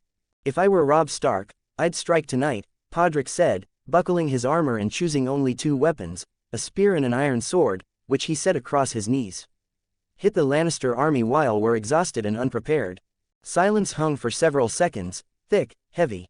Podrick took the opportunity to mimic Bronn, drawing the sword from its scabbard and producing a whetstone from somewhere. He began to sharpen the blade with slow, steady strokes. The rasp of stone on steel was both calming and nerve-wracking. You know, Bronn drawled at last, curling his lip into a half-grin, the first time we met, I thought you'd wandered into the wrong place. I half expected to see you sitting in on Lord Tywin's war council. What about you? Podrick countered softly, eyes on his blade. You look tense. I can see it, Bronn. You should be as relaxed as you were earlier today, loose and natural. I may have never killed anyone, or stepped onto a battlefield. He paused, eyes lifting toward the night sky. But I imagine slitting a man's throat can't be harder than holding a blade to yours. The moon, a silver spoon. The moonlight shines, so clear, so bright. Fragments of a childhood lullaby, one from another world, drifted through his mind. Unfortunately for Podrick, Bronn heard the faint tremor in his voice. The sellsword barked a laugh. You're about to piss yourself. Sadly, no, Podrick said stiffly. I already pissed beside you a moment ago. Next time, I'll make sure to aim for your mouth. A flimsy comeback, barely better than the one he muttered while hitching his trousers earlier. At some point, the lovers in the tent had gone quiet. A moment later, Tyrion, naked as the day he was born, stumbled out and walked straight to the same spot Podrick had used earlier. Where'd you find her? He asked mid-relief. For some reason, Bronn felt like he'd seen this exact scene before. Snatched her from a knight. He wasn't eager to give her up. Your name helped, as did the dagger at his throat. Wonderful, Tyrion muttered sourly, face scrunched as he finished. I said, find me a whore, not, find me an enemy. All the pretty ones were taken. If you want the toothless hag, I can bring her back. There's also one with pustules covering her nose, want her instead. If my father heard you say that, he'd charge you with insolence and send you to break rocks in the mines. Tyrion shook off the last drops, limped over, and dropped down beside them, only then noticing Podrick's padded armor and the array of weapons and gear neatly laid out. What in the 7 hells are you doing? Training at this hour. Podrick had finished sharpening and was now oiling the metal to keep it from rusting. I'm preparing, My lord. He met Tyrion's eyes. If I recall correctly, at first light, we march onto the battlefield. 1 comments 0 vote. Chapter 15 The Horn. Chapter 15 The Horn. Before you came back, he told me the same thing, Bronn said lazily, jerking his thumb at Podrick. I'd bet good coin he'll piss himself when it starts. Podrick's earlier words had left Tyrion speechless. Bronn chuckled beside him, thoroughly enjoying the boy's discomfort. Even if no one believed him, Podrick didn't bother arguing. He would rather be prepared and afraid than dead and proud. No need to panic, Pod, Tyrion said, patting his squire's shoulder, though if he'd bothered to put on any clothing, the gesture might have felt more comforting. You don't have to fight. You're 12. No one can force you, not even my father. Then Tyrion turned to Bronn. His smile faded, his tone grew serious. As for the girl, I'll keep Shay. The others you mentioned, spare me. And tell me, did you happen to catch that knight's name? The one you took her from. I'd hate for him to wind up next to me in battle. Bronn rose in one smooth, cat-like motion. His sword spun through his fingers as if weightless. Don't fret, dwarf, I'll be beside you when the fighting starts. Podrick watched, mesmerized by the man's fluid movements. He suspected his agility needed to break at least 10 before he could hope to move like that. Keep me alive through this battle, Tyrion said, and name your reward. Anything. Bronn caught the meaning behind those words, the worry. Who'd bother killing the likes of you? He snorted, flipping his blade to his left hand before slicing the air with it. My father, for one, Tyrion muttered. He's putting me in the vanguard. If it were me, I'd do the same, Bronn answered. A short man with a big shield, archers will hate you more than the plague. Strange, Tyrion sighed, you almost cheered me up. No doubt about it, then I must be mad. Weighed down by dread, Tyrion pushed himself to his feet and returned to the tent. Moments later, the lively noises inside resumed. Outside, Pod and Bronn exchanged a look and shook their heads. I'd best get some sleep, Bronn said, giving Pod a brief nod. He slid down beneath the chestnut tree, shut his eyes, and drifted off instantly. Podrick added wood to the fire and resumed tending his gear. Minute by minute, the night thinned, until a blaring horn ripped through the darkness. A wild, urgent call tore across the camp, echoing through the night air. Faster, hurry, spears clashed, horses screamed, pale mist crawled in from the river like long, searching white fingers. Podrick shot to his feet, chain and plates clattering. We should hurry, Bronn. Without waiting for an answer, he sprinted toward the tent. Inside, Tyrion had been jolted awake. He stumbled to his feet, legs weak and heavy. That's the assembly horn, he shouted, heart pounding. Battle call. Podrick rushed in, arms full, Tyrion's padded leathers and the mismatched armor gathered in his hands. My lord, armor on. We must move. What's happening? Tyrion demanded, voice tight. The northern host made the first move. They marched south under cover of night along the King's Road. They're less than a mile north, already in full battle formation. Unlike Tyrion, who was jolted awake in panic, the messengers had long since ridden through the camp with the news. Podrick tossed the padded armor to Tyrion as he spoke, working quickly. Get the tribesmen ready to move. Bronn's already gone. Podrick's hands moved fast. While Shay helped Tyrion into his shirt and boots, Podrick was already fastening the mismatched armor around him. 2 new skills had even popped into his panel earlier that night. Armor on, LV1, 6/100ths. Armor off, LV1, 3/100ths. If I die, Tyrion told the girl, make sure you shed a tear for me. How would you know if I didn't? Oh, I'll know. I believe you will, Shay said softly as she placed his oversized helmet on his head. Podrick connected it to the gorget beneath. Tyrion buckled his belt, hung his short sword and dagger at his side. The groom arrived with his horse, still the same sturdy brown mount, armored just as heavily as Tyrion. They stepped out of the tent. The camp was chaos, men and horses stumbling through the pre-dawn cold. Some tightened saddles, some loaded carts, others stamped out campfires.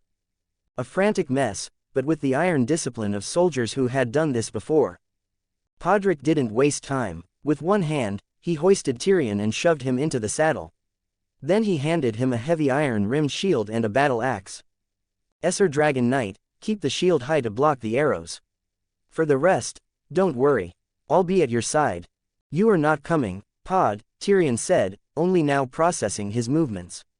"That's an order. If things go poorly, I want you to escort this young lady safely away." Podrick ignored him. He smacked the horse on the flank, sending it surging forward with Tyrion clinging on. A horn sounded in the distance, low, mournful, bone-chilling. The mountain clans clambered onto their half-starved mounts, shouting, cursing, jeering, more than a few still drunk from the night before. Podrick turned to Shay. "I'm sorry, miss, I can't take you home safely. I have to ride to the battlefield too." The groom brought him a horse, not as fine as Tyrion's, but sturdy at least. Better than the gentle dappled mare he'd learned on. Podrick slipped his boot into the stirrup and swung into the saddle in one smooth motion. Weapons were already strapped in place. Left side, a wooden shield painted with a proud golden lion.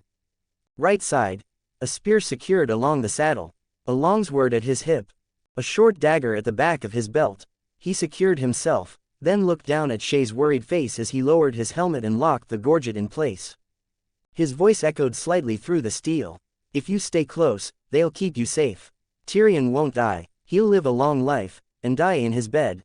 "Oh, right, I'm pretty sure that's his dream. If you want details, ask him yourself."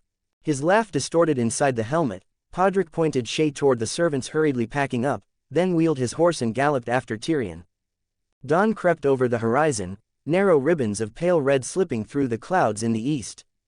The western sky remained a deep violet, scattered with the last fading stars. The moon hung smaller now, thin and high. Did Jaime ever think of death before riding into battle? Tyrion wondered as he rode, unsure if this sunrise would be the last he ever saw, or if his dread made him a coward. Mist curled across the ground, thinning as sunlight burned through. Dew clung to the cropped grass like a field of scattered diamonds left behind by a passing god. The mountain clans rode close behind, each tribe clustered around its own chieftain. Podrick caught up. Bronn rode at his side. They exchanged a glance. No one spoke. Zero comments, zero vote. Chapter 16 The Battlefield. Chapter 16 The Battlefield. At dawn the Lannister host unfolded like a steel rose, each petal a blade, each thorn a spear. The Kingsroad had been claimed by banners. The center, the main body, was commanded by Kevan Lannister, Lord Tywin's brother. In front of the center, the bowmen stood in 3 ranks, flanking the road to east and west. They checked bowstrings with calm hands, quivers chimed at their belts as arrow shafts swung gently. Between those archer lines, pikes formed solid blocks, 15-foot spears glinting cold enough to turn the blood to ice in any footman's or horseman's veins. Behind them came rank upon rank of infantry, spearmen, swordsmen, axemen, even men with warhammers, shoulder to shoulder. 300 heavy cavalry ringed Kevan Lannister himself, the great lords and their retinues massed there too. To the right, a wall of mounted men stretched on, roughly 4,000 strong, thickly armored and frightening to behold. Over 3/4 of the army's knights were gathered there, a massive iron fist poised to strike. At their head rode Esser Adam Marbrand, badge ready, the standard-bearer's flag beside him showing a burning tree, orange flame against ash. Around and behind them, banners braided together, the purple unicorn of the Friarmonts, the striped boar of House Critch, the squat cock of House Swift, and more rolled into that same brazen field. Lord Tywin himself sat on the high ground, commanding the reserve. From his hilltop vantage he could see the whole field and pour forces wherever the fighting demanded. His tent crowned the rise, the reserve arrayed around it, half cavalry, half infantry, more numerous even than the right wing, a force that looked to number 5,000 at a glance. Podrick's post, however, lay far to the army's left flank. There the Green Fork ran close to the road, a marshy shallows, reeds in thick bands, dark water running swift. The river itself formed a natural barrier, making a flank envelopment by Robb Stark's men far more difficult. That was precisely the spot Gregor Clegane, the Mountain, had chosen to hold, by instruction of the commanders. The Mountain rode in under the black-on-yellow 3-hound standard, a monstrous figure atop a horse Podrick had once only seen on screens. He wore heavy, dark gray plate mail scored by axe and blade, the armor bore scars but no banners, no decoration. In his hands a 2-handed greatsword was as light as a dagger to most men. He lifted it with one arm and pointed the tip toward the field, roaring orders. "Whoever flees, I'll gut him myself." His voice rolled like thunder. As he turned his head, he spotted Tyrion Lannister, small and oddly placed on horseback, shield in hand. You, little demon, hold the left. Let's see if you can keep this river. Gregor Clegane posted Tyrion at the extreme left. If the river line held here, Stark's army could not outflank them from that side unless their horses decided to run on the water. Tyrion led his men to their position, hand on his axe, eyes fixed on the dark ribbon of the river. We defend this ground, he barked. Stay close to the water. Keep the river in sight. Let nothing come between us and the ford. They dare foul our river, then we'll chop off their manhoods and feed them to the fish. Crude speeches have their effect, especially when they hit exactly the part that excites Shagga, son of Dolf, the most. Or perhaps it was simply because the two axes in his hands thrilled him beyond reason. He lifted both axes high and smashed them together with a clang. Long live the Halfman! With Shagga starting the chant, the other clans refused to be outdone. The Stone Crows bellowed next, then the Black Ears and the Moon Brothers. Even the Burned Men, though they didn't shout, raised spear and sword to clatter in salute. Long live the Halfman! Long live the Halfman! For a moment, the left flank surged with raw, savage energy. When the fighting starts, Bronn said, half cheering along with the clansmen, stick close to the big fellow. You mean, follow him? Podrick asked, lifting his spear to point at the largest man on the field. No one was harder to miss than Gregor Clegane. Bronn nodded, then shook his head, smirking. Yes, but only because they'll make the best bloody arrow magnets. Look at him, every archer on the field will aim at that first. Podrick blinked, then slowly realized that, gods help him, it made perfect sense. He pointed toward Tyrion, who was riding anxious little circles behind the line. We should tell him this good news. Look at him, another minute and he'll be out in front of Gregor Clegane. Of course, Tyrion Lannister wasn't nearly foolish enough to lead a charge, even if the clansmen shouted, "Long live the Halfman!" 10,000 times. His circling was not enthusiasm, it was inspection, nerves, and sheer terror.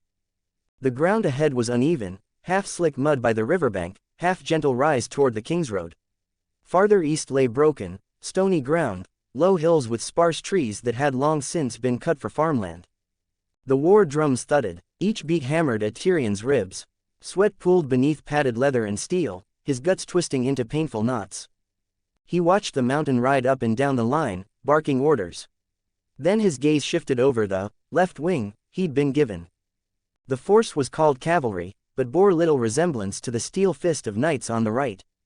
This was the West's leftovers, a patchwork host of light horse archers in worn leather, undisciplined free riders, hedge knights with no squires and less honor, farmers on plow horses clutching scythes, a handful with rusted heirloom blades from their grandsires, boys dragged from the alleys of Lannisport without finishing training, and then there was a dwarf, and his gang of mountain tribesmen. Food for the crows, Bronn muttered under his breath as he and Podrick pulled up beside Tyrion, eyes fixed on the chaotic assortment of men who would soon face stark steel. Zero comments, zero vote. Chapter 17 War, Part 1. Chapter 17 War, Part 1. Tyrion said nothing, but his silence was agreement. Bronn had voiced exactly what he'd been thinking. Podrick, on the other hand, stayed quiet. He knew precisely what the situation was, and why it was so. But this was neither the time nor the place to say it aloud. If he told Tyrion the truth now, the dwarf might just turn his horse around, grab the axe Podrick had given him, and ride straight for Lord Tywin to die on the spot. Podrick wasn't planning to change masters anytime soon. He wasn't a mockingbird from the fingers, mimicking suicide. The reality was grim. The Lannister left flank had no pikemen, barely any archers, and only a handful of knights. Everywhere he looked, there were men poorly armed and scarcely armored, like clams dragged from the river, cracked open and left to dry in the sun. And all of them were commanded by a brute who acted on rage before thought. A farce of an army. Podrick took it all in, his fingers tightening on his spear and shield. The weight of the armor pressing against his chest felt heavy, but reassuring. He was grateful for the gear he'd claimed from Lord Lefford's wagons. It was the only luxury this battlefield could offer, a sense of safety. Tyrion had promised him he wouldn't have to fight. At 12 years old, with the name Payne and a squire's title, he could have stayed in the rear, among the cooks and quartermasters. That would have been the original Podrick Payne's choice, sensible, safe, and forgettable. But the one living in Podrick Payne's body now was someone else entirely. If you want something, you reach out and take it, If you want to be heard, your voice must be louder than everyone else's. Power is the only true currency in this world, and only the power that belongs to you counts. That conviction steadied him, his fear dulled to focus. Podrick raised his head, eyes drawn to the distant gleam of red and gold blazing atop the hills. There stood Lord Tywin Lannister, clad in a deep crimson suit of plate, glazed with dark red enamel that shimmered like blood under sunlight. His cloak was a marvel of golden thread, so heavy it required twin gilded lionesses mounted on his armor just to hold it in place. Even on horseback, the cloak flowed down like molten gold, draping over the hind legs of his steed. And crowning him all, a great roaring lion of pure gold mounted on his helm, ruby eyes glinting with fire, one claw raised toward the sky. Every inch of his armor, knee guards, gauntlets, even the clasps of his breastplate, was etched and gilded with curling patterns of sunlight and flame. Under the morning light, Tywin Lannister burned like a living inferno, a lion surveying his domain. Before him, all others looked like ants wallowing in mud and ash. Yes, Podrick murmured in his old tongue, just loud enough for himself to hear. We are the ash. He gripped his weapons tighter and turned back toward the front. The drums thundered louder. Boom, boom, boom. The sound seemed to beat against the skin, crawl under it. Then, suddenly, the enemy appeared. They poured over the crests of the hills, an endless tide of gray and steel. Shields locked, spears braced, the northern host advanced in flawless unison, boots pounding in rhythm to the drumbeats. Across the plain and through the wind, their banners whipped and snapped in the dawn light. The white field of House Stark rippled everywhere, its gray direwolf seeming almost alive, ready to leap from the cloth and tear through the air. Mounted lords rode before their men, faces grim, eyes fixed. Banner bearers lifted their sigils high as they rode at their sides. Through the rising wind, Podrick could see them all clearly. The stag of House Hornwood, the sunburst of the Karstarks, the battle axe of the Serwins, the iron gauntlet of the Glovers. And worst of all, amid those ranks fluttered the twin blue towers on gray. The banner of House Frey. If Lord Tywin Lannister saw that banner, the gray field with twin blue towers, Podrick wondered whether the old lion's face might finally turn red. After all, only days ago, he'd sworn that Lord Walder Frey would never march. Podrick found himself recognizing more than half the sigils spread across the enemy line. Then, a deep, drawn-out blast rolled across the valley. Woo! The northern horns wailed, a cold wind from beyond the wall itself, it seemed, crawling down spines and through steel. Almost instantly, the Lannister trumpets answered. Toot, toot, toot. When both sides fell silent, the air filled with the sinister hiss of wind splitting around arrow shafts. Along the road, the archers loosed. A rain of arrows hissed down. The Northmen broke into a charge, roaring as they came. Lannister arrows poured like black hail, slamming into the advancing wall of shields. 100, 1,000, too many to count. Feathered seeds falling from the sky, planting themselves into the soil, and into flesh. Men screamed, stumbled, dropped into the mud. The roar of battle turned to cries of agony. But before the fallen even stopped twitching, another volley darkened the sky.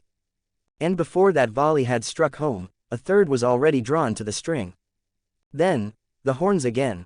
Toot, toot, toot, shorter this time, faster, louder, until they blurred into one continuous wail. At that sound, the left flank surged to life.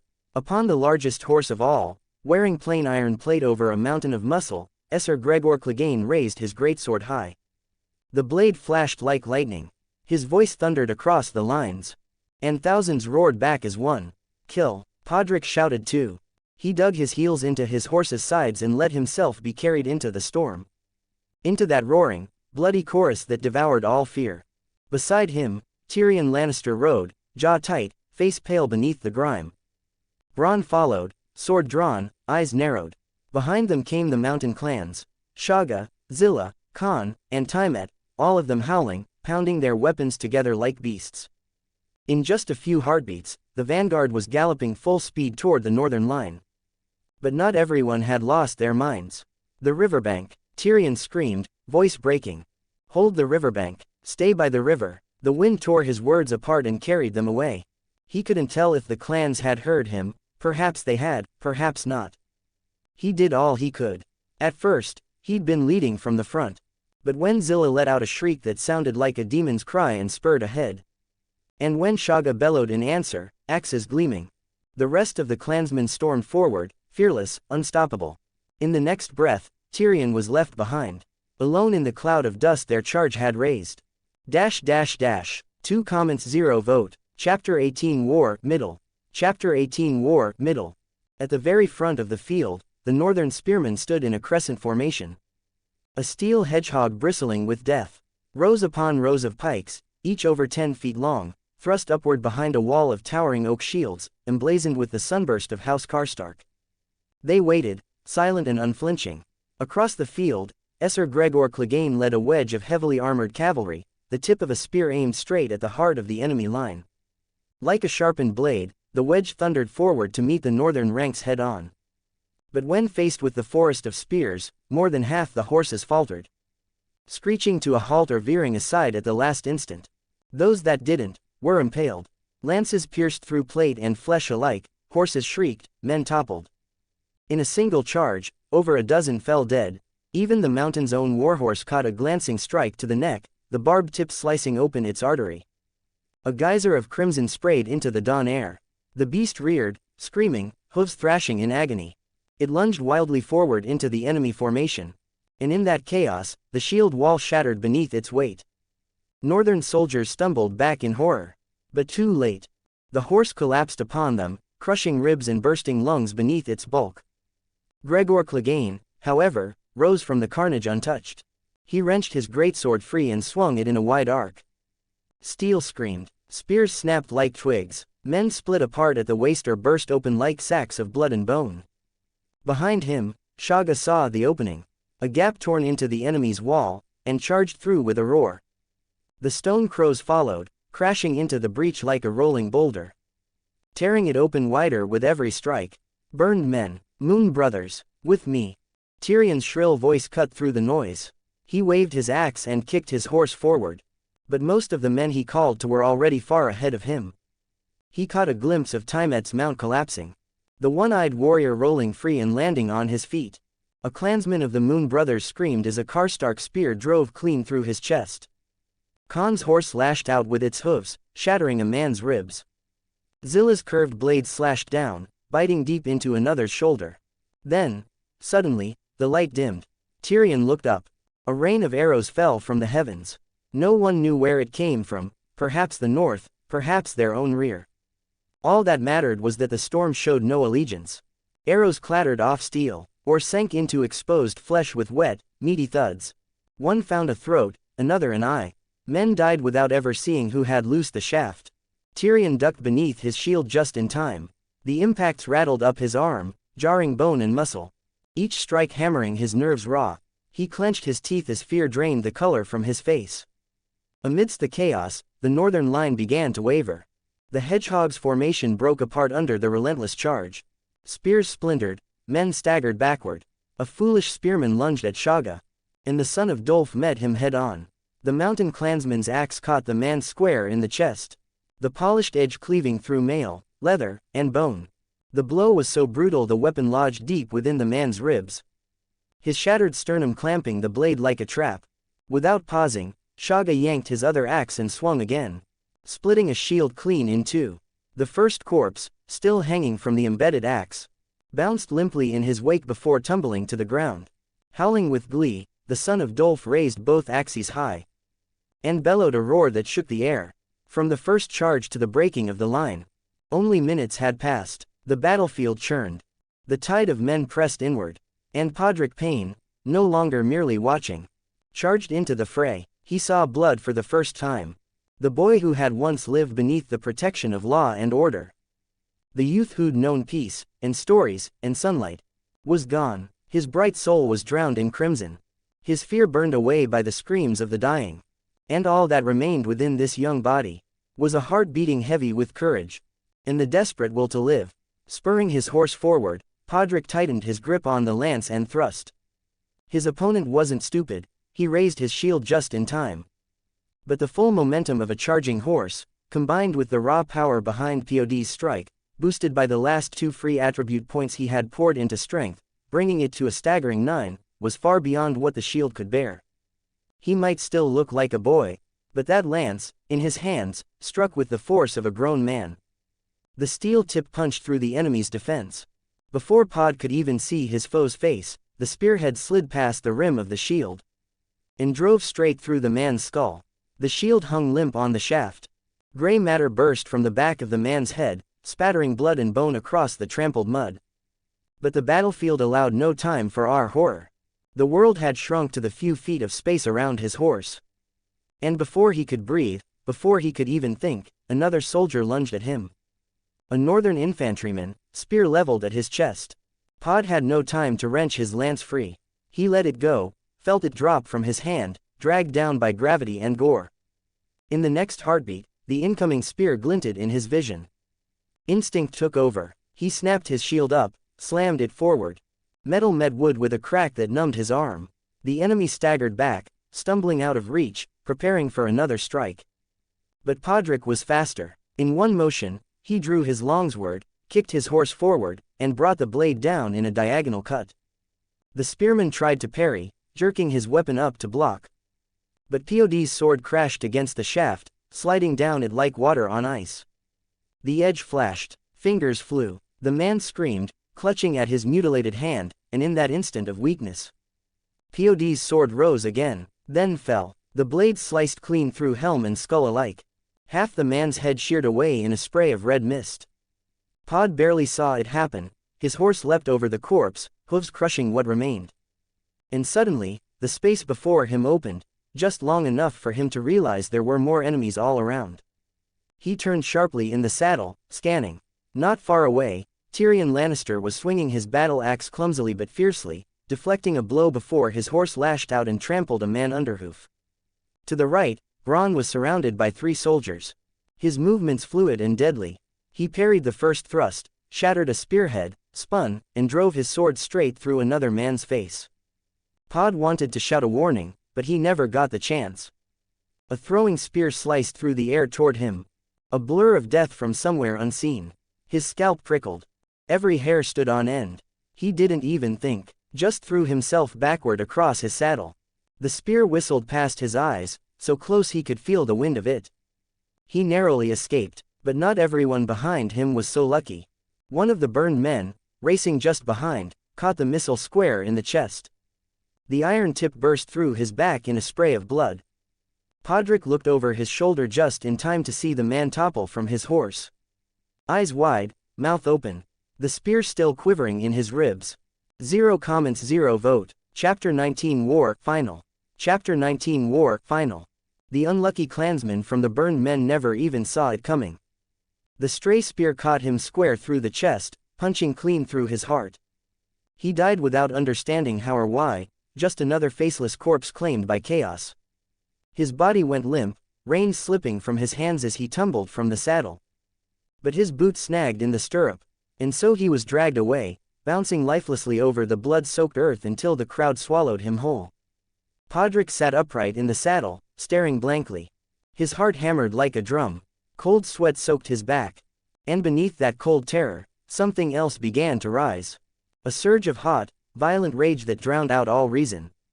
His eyes burned. He spun toward the source of the thrown spear and found it. A northern infantryman, still holding his empty hand where the shaft had flown. The man froze for a breath, perhaps surprised his misthrown spear had killed someone. Then he noticed Podrick's glare, and scrambled to lift his shield. But fear had already been replaced by fury. Pod yanked the reins and drove his horse forward.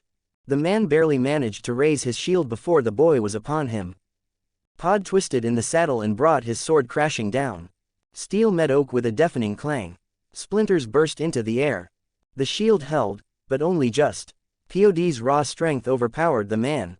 He staggered back, boots sliding on mud and blood. Then tripped over a fallen corpse and went down hard.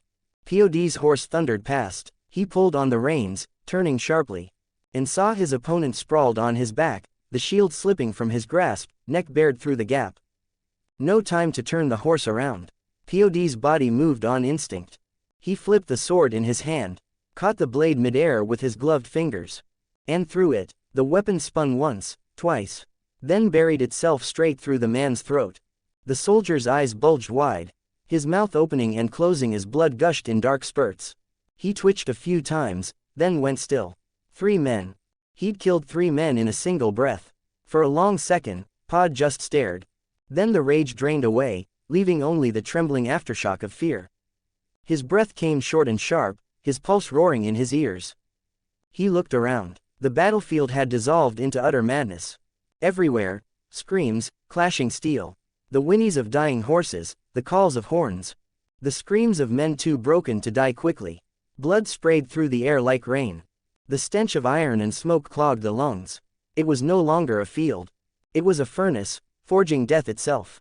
Pod clenched his fists. And only then realized he no longer held a weapon. He looked around frantically until his eyes landed on it. A long spear, embedded through a shattered shield. And behind it, the ruin of a man's head, burst open like a melon. That would do. He spurred his horse forward, switching his shield to his right arm. Arrows hissed down from above. He ducked, the impacts rattling across his shield like hailstones. Then, leaning low from the saddle, he yanked the spear free.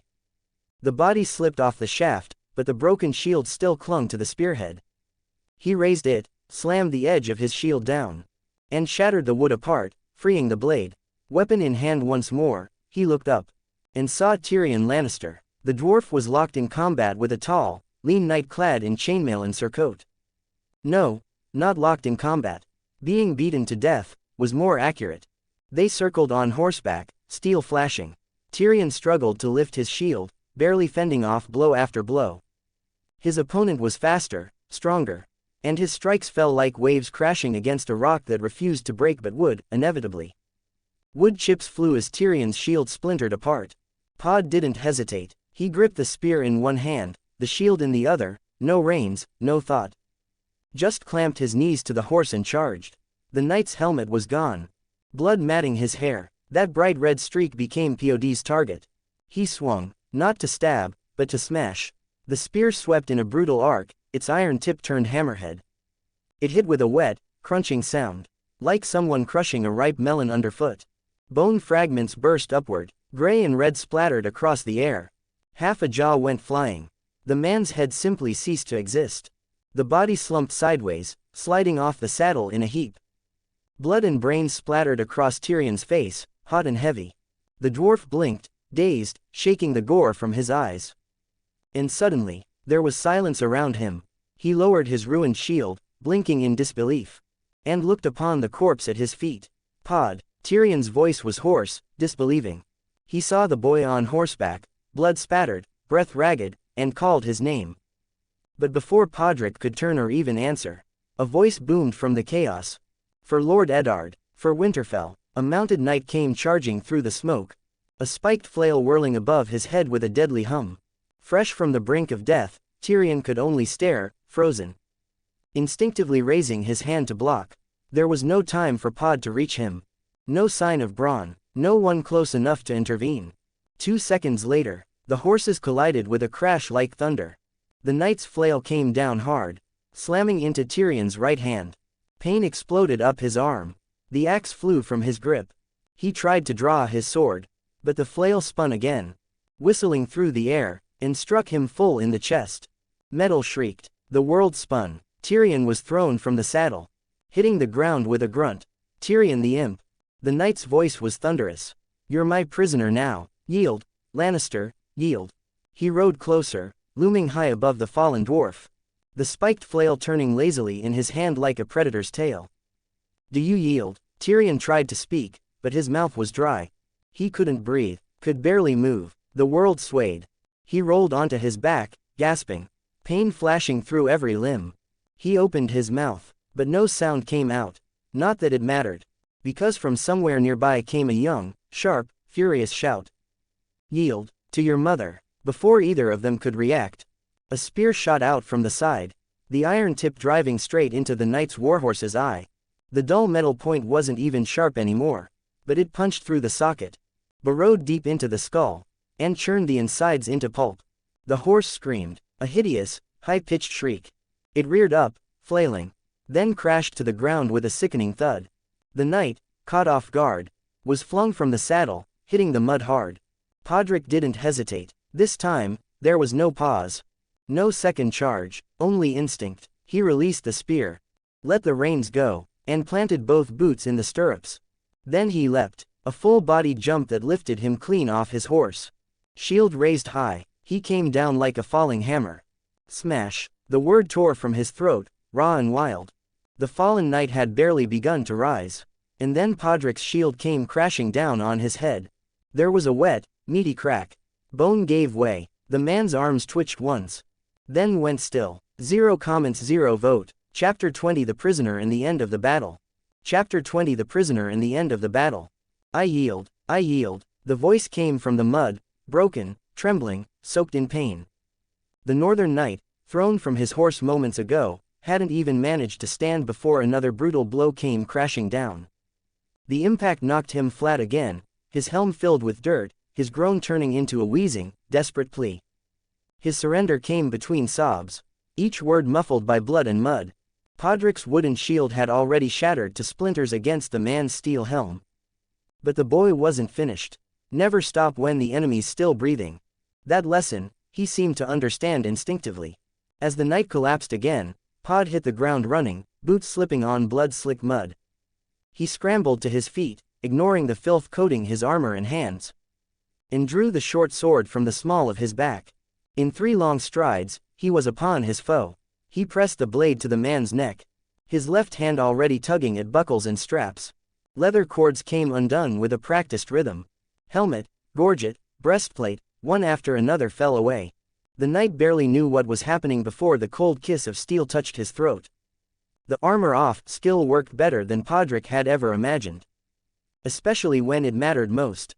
In less than 10 seconds, the knight was stripped of his armor. His weapons tossed aside, landing at Tyrion's feet with dull clinks.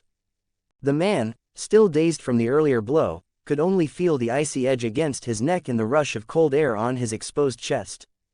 Panic flooded in. He froze, pressed into the dirt, not daring to twitch. It was only then that Pod noticed the man's arm twisted at a sickening angle. Likely broken when the horse threw him. No wonder he hadn't fought back. The horse lay nearby, its breath shallow, blood foaming from its mouth. The life was leaving it by degrees. Not far away, Tyrion Lannister, who had also been thrown from his mount, finally pushed himself up from the ground. He wiped mud from his helm, blinking against the dizziness, and stumbled toward them. When he saw Pod straddling the knight, sword pressed to the man's throat, and the discarded weapons at his feet, he froze.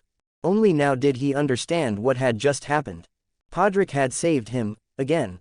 7 hells, Tyrion breathed, voice cracking. Thank you, Pod. In less than a minute, the dwarf had twice stared death in the face. And twice the boy had pulled him back from the abyss. He reached instinctively for a sword to help, but the moment he flexed his right arm, a jolt of pain shot up from his elbow to his skull. He hissed through clenched teeth, and before he could recover, the thunder of hooves sounded behind him. He turned sharply, but his injured arm was useless. Then a familiar voice called out, "Seven, save me, you're alive." Bronn reined in his horse, eyes scanning the scene. When he recognized Tyrion, his shoulders relaxed. Then his gaze shifted to Pod, the 12-year-old squire calmly cutting through the dead horse's reins to bind his captive. That boy did this. Bronn's tone carried disbelief. He'd seen much on battlefields, but not this. He'd been fighting not far away, trapped in his own skirmish. By the time he cut down his attackers and turned back, he'd arrived just in time to witness Podrick's impossible display. "You're full of surprises, boy," Bronn said with a crooked grin. Tyrion managed a laugh, bitter and breathless. "Seems I'm the one who's useless today." He dropped his sword, sank to the ground with a wince, and glanced around the field. The battle had shifted elsewhere. Only corpses remained here, and the crows, already circling above, black specks against the pale sky. Far in the distance, Esser Kevin Lannister had led the main force forward. Lines of spearmen pushed the northern army back toward the hills, where another round of bloody combat now raged. The crash of pikes met the thunder of shields. The air was thick with the hiss of arrows. The Lannister banners rippled faintly in the smoke. Red against gray, gold against the dying light. "Looks like you managed without me," Bronn said, nodding toward the wreckage. Then, glancing back at Podrick, he smirked. "And you, boy, well done. Brave and clever both." But it seems you've lost your weapon again. Pod wiped the sweat and grime from his face, then pointed to the bound knight at his feet. My weapon's right where it needs to be, he said evenly. Now, what do we do next? He tightened the last knot around the captive knight's wrists, using the reins cut from the dead horse, then looked up, breathing heavily. The fighting was still going on not far away. They couldn't just stay here hiding among the corpses. Now what? He asked quietly. At that, Tyrion grimaced and pushed himself unsteadily to his feet. Has anyone seen my horse? It wasn't far. His brown courser lay winded but alive, struggling in the mud. Pod's own mount, however, had bolted further down the bank.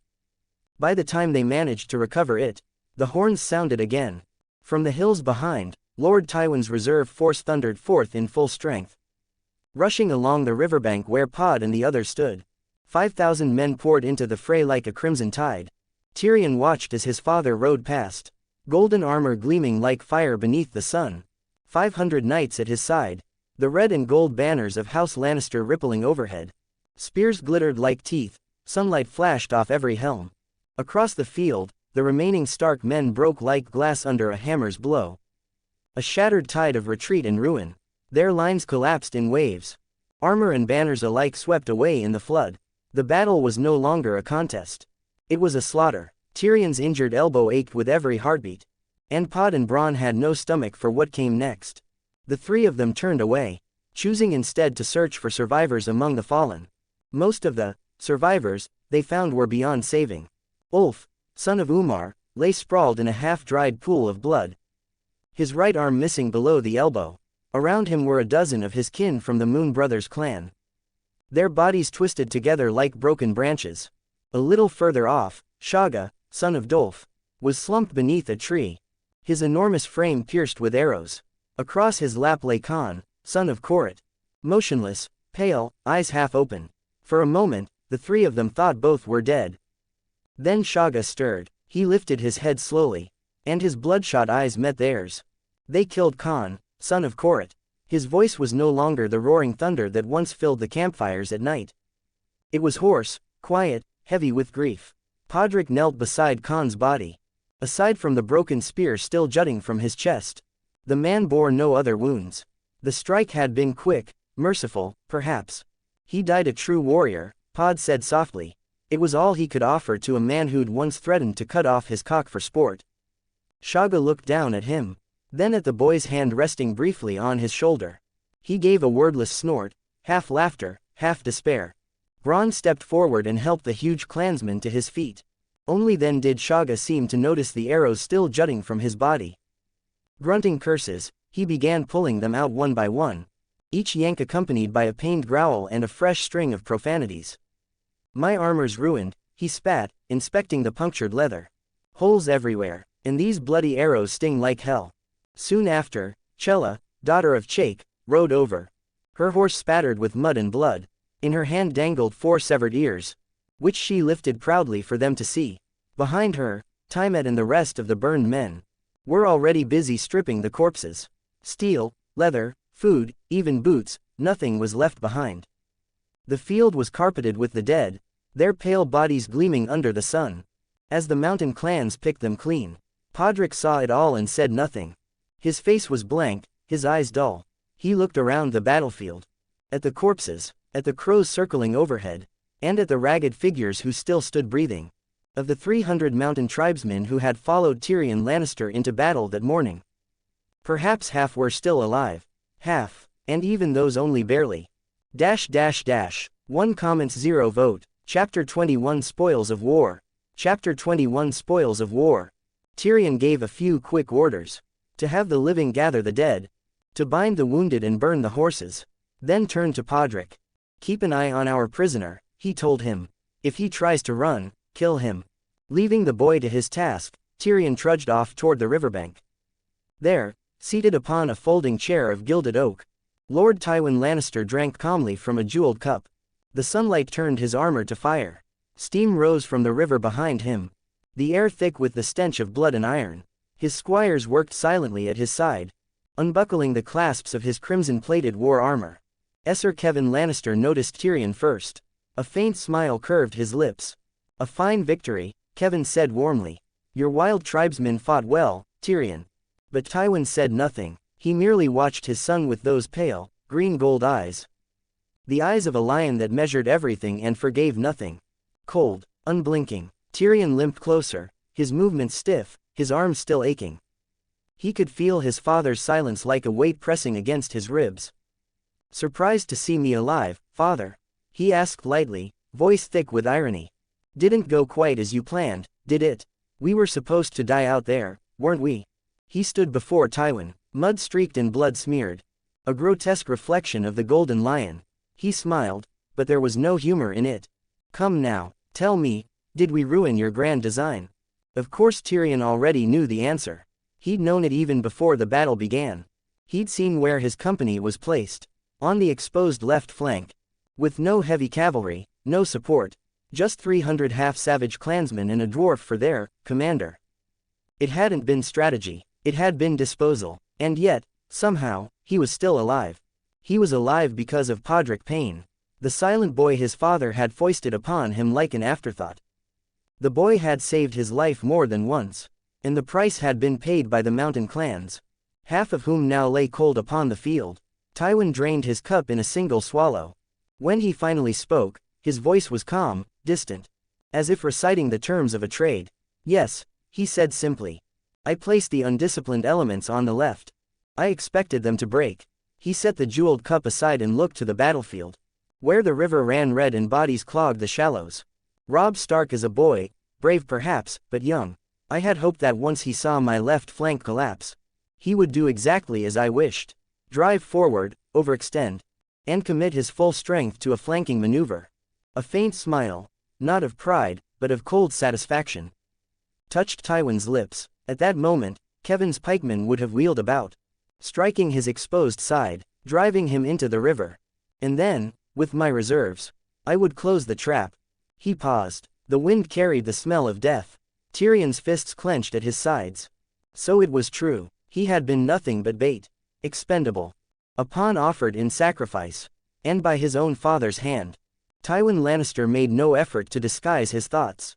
He spoke of his plan openly, with the same calm detachment a man might use when describing a hunt. Utterly unbothered that his own son had been among the bait.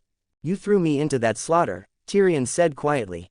"And you didn't even think to tell me the plan." His face showed no rage, but his voice trembled with a tight, caged fury. "Deception requires truth to be hidden," Tywin replied coolly. "And why would I share my strategy with a man who surrounds himself with mercenaries and savages?" Tyrion stared down at his steel gauntlet, turning it over in his palm until the sight of it disgusted him. Then, with a grunt, he tore it off and flung it to the ground. "What a pity, then," he said with a crooked grin. "My savages seem to have spoiled your perfect plan." He tried to lift his arm again, but pain shot up from his elbow, forcing him to wince. Tywin's expression remained unreadable. "In truth," the old lion said, "the boy commanded better than I expected. Robb Stark was cautious for one so young. More cautious than I gave him credit for." A pause. Then, flatly, "Still, a victory is a victory." He turned slightly, eyes flicking to Tyrion's arm. "You're injured." Only then did Tyrion glance down and notice the blood soaking through his sleeve. The Morningstar's spikes had punched through the steel plate. No wonder he hadn't been able to draw his sword.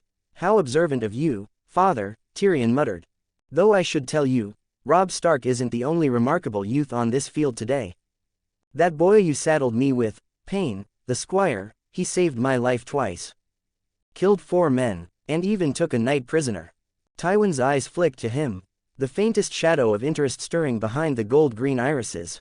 "He's 12 years old," Tyrion continued, his tone somewhere between awe and disbelief. "I've never seen anyone his age do what he did. Not in life, nor in the lives of poets." He gave a short, bitter laugh. "So yes, father. For that, I suppose I should thank you. He's the reason I'm still breathing." He paused, his smile sharpening like glass. "Now, if it isn't too much trouble, might I have a maester look at this arm? Unless, of course, you'd prefer a one-armed dwarf for a son." For once, Tywin, Kevin, and even the squires tending the armor all froze. Kevin blinked, momentarily at a loss. He had been the one to bring that Payne boy from the Reach. A quiet, forgettable child from a fading noble line. Tywin had passed him along to Tyrion with little thought. But now Tyrion was claiming. A 12-year-old boy had killed 4 men. And captured a knight. Before either of them could speak, a shout tore through the air. Lord Tywin. They turned. Sir Adam Marbrand came galloping toward them. His copper-colored hair plastered to his face with sweat and dust. He barely had time to throw himself from the saddle before dropping to one knee before his lord. The horse collapsed moments later. Foam dripping from its mouth. Blood at its nostrils. My lord, Sir Adam gasped. We've taken several enemy commanders captive.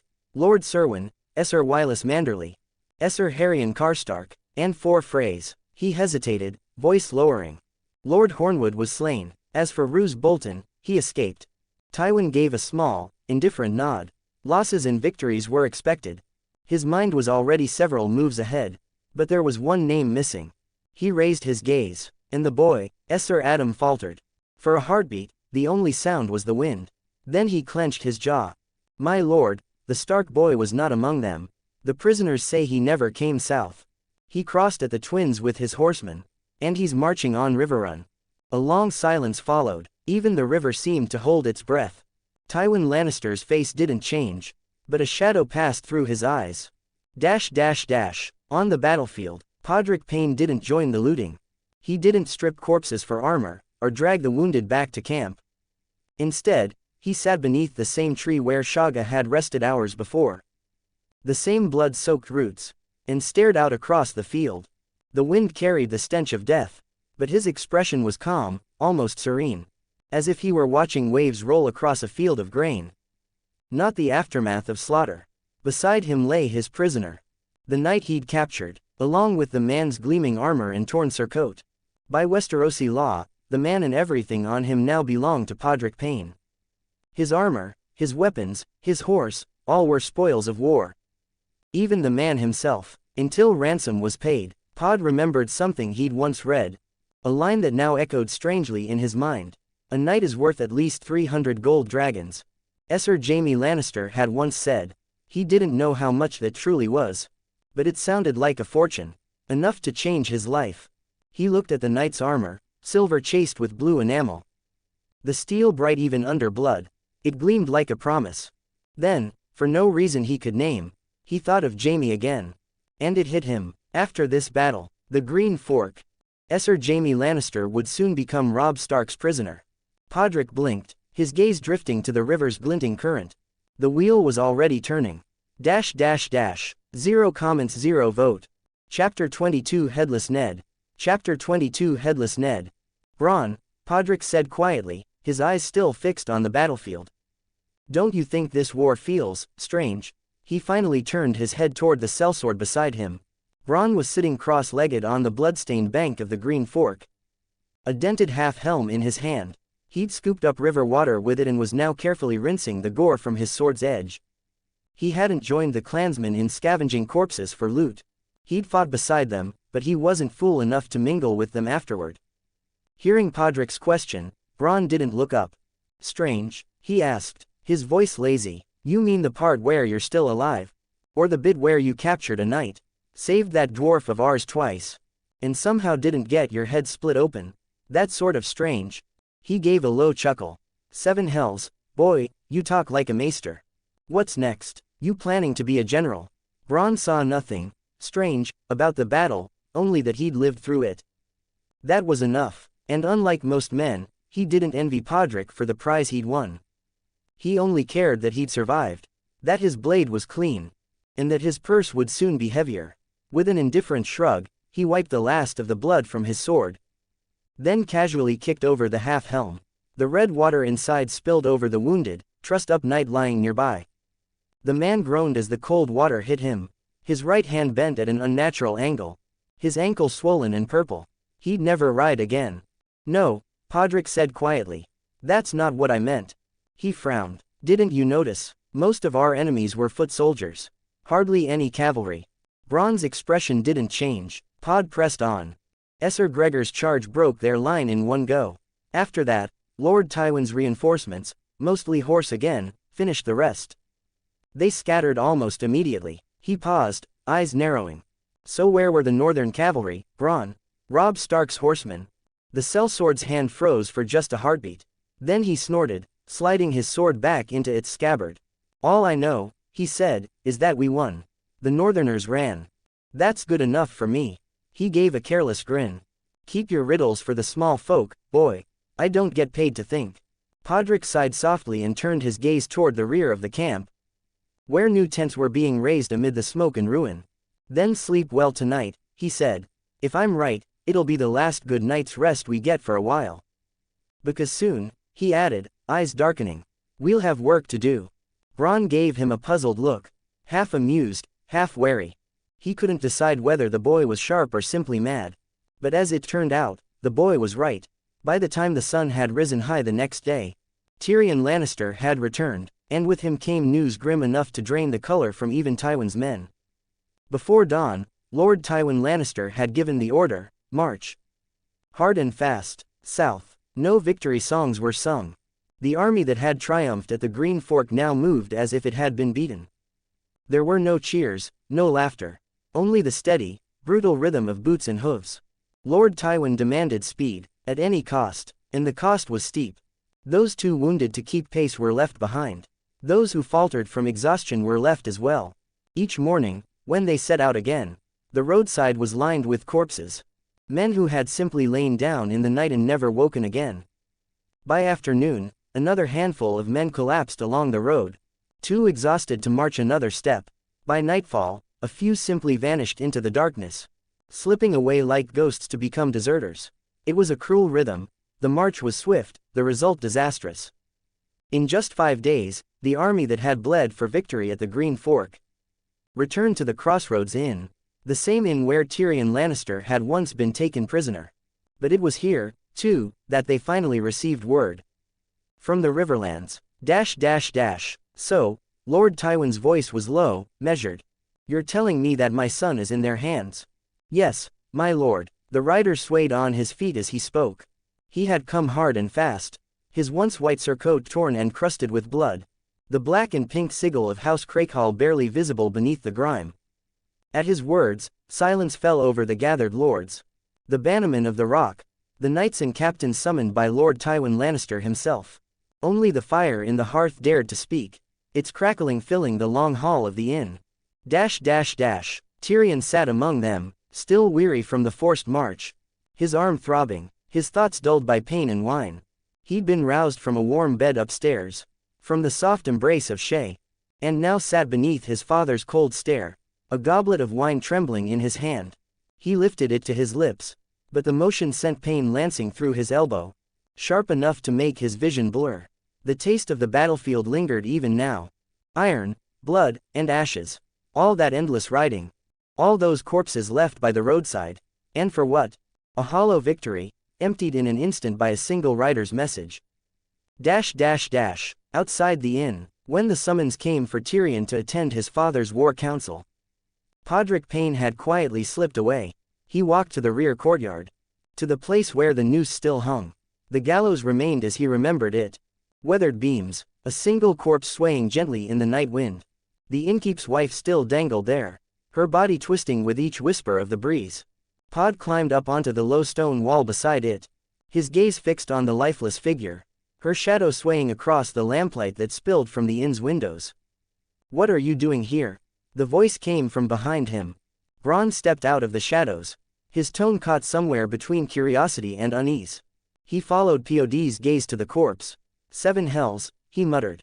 That's not much to look at. Pod's voice was calm. Maybe not, but 2 weeks ago, I almost ended up hanging right beside her. What? Bronn blinked, thrown off. You. Pod smiled faintly, not bothering to explain further. Instead, he changed the subject. Did you see that rider? The one who just arrived? Bronn's brow furrowed, and he turned toward the inn. The faint glow of torchlight flickered through the windows. You think I came out here for the night air? He said dryly.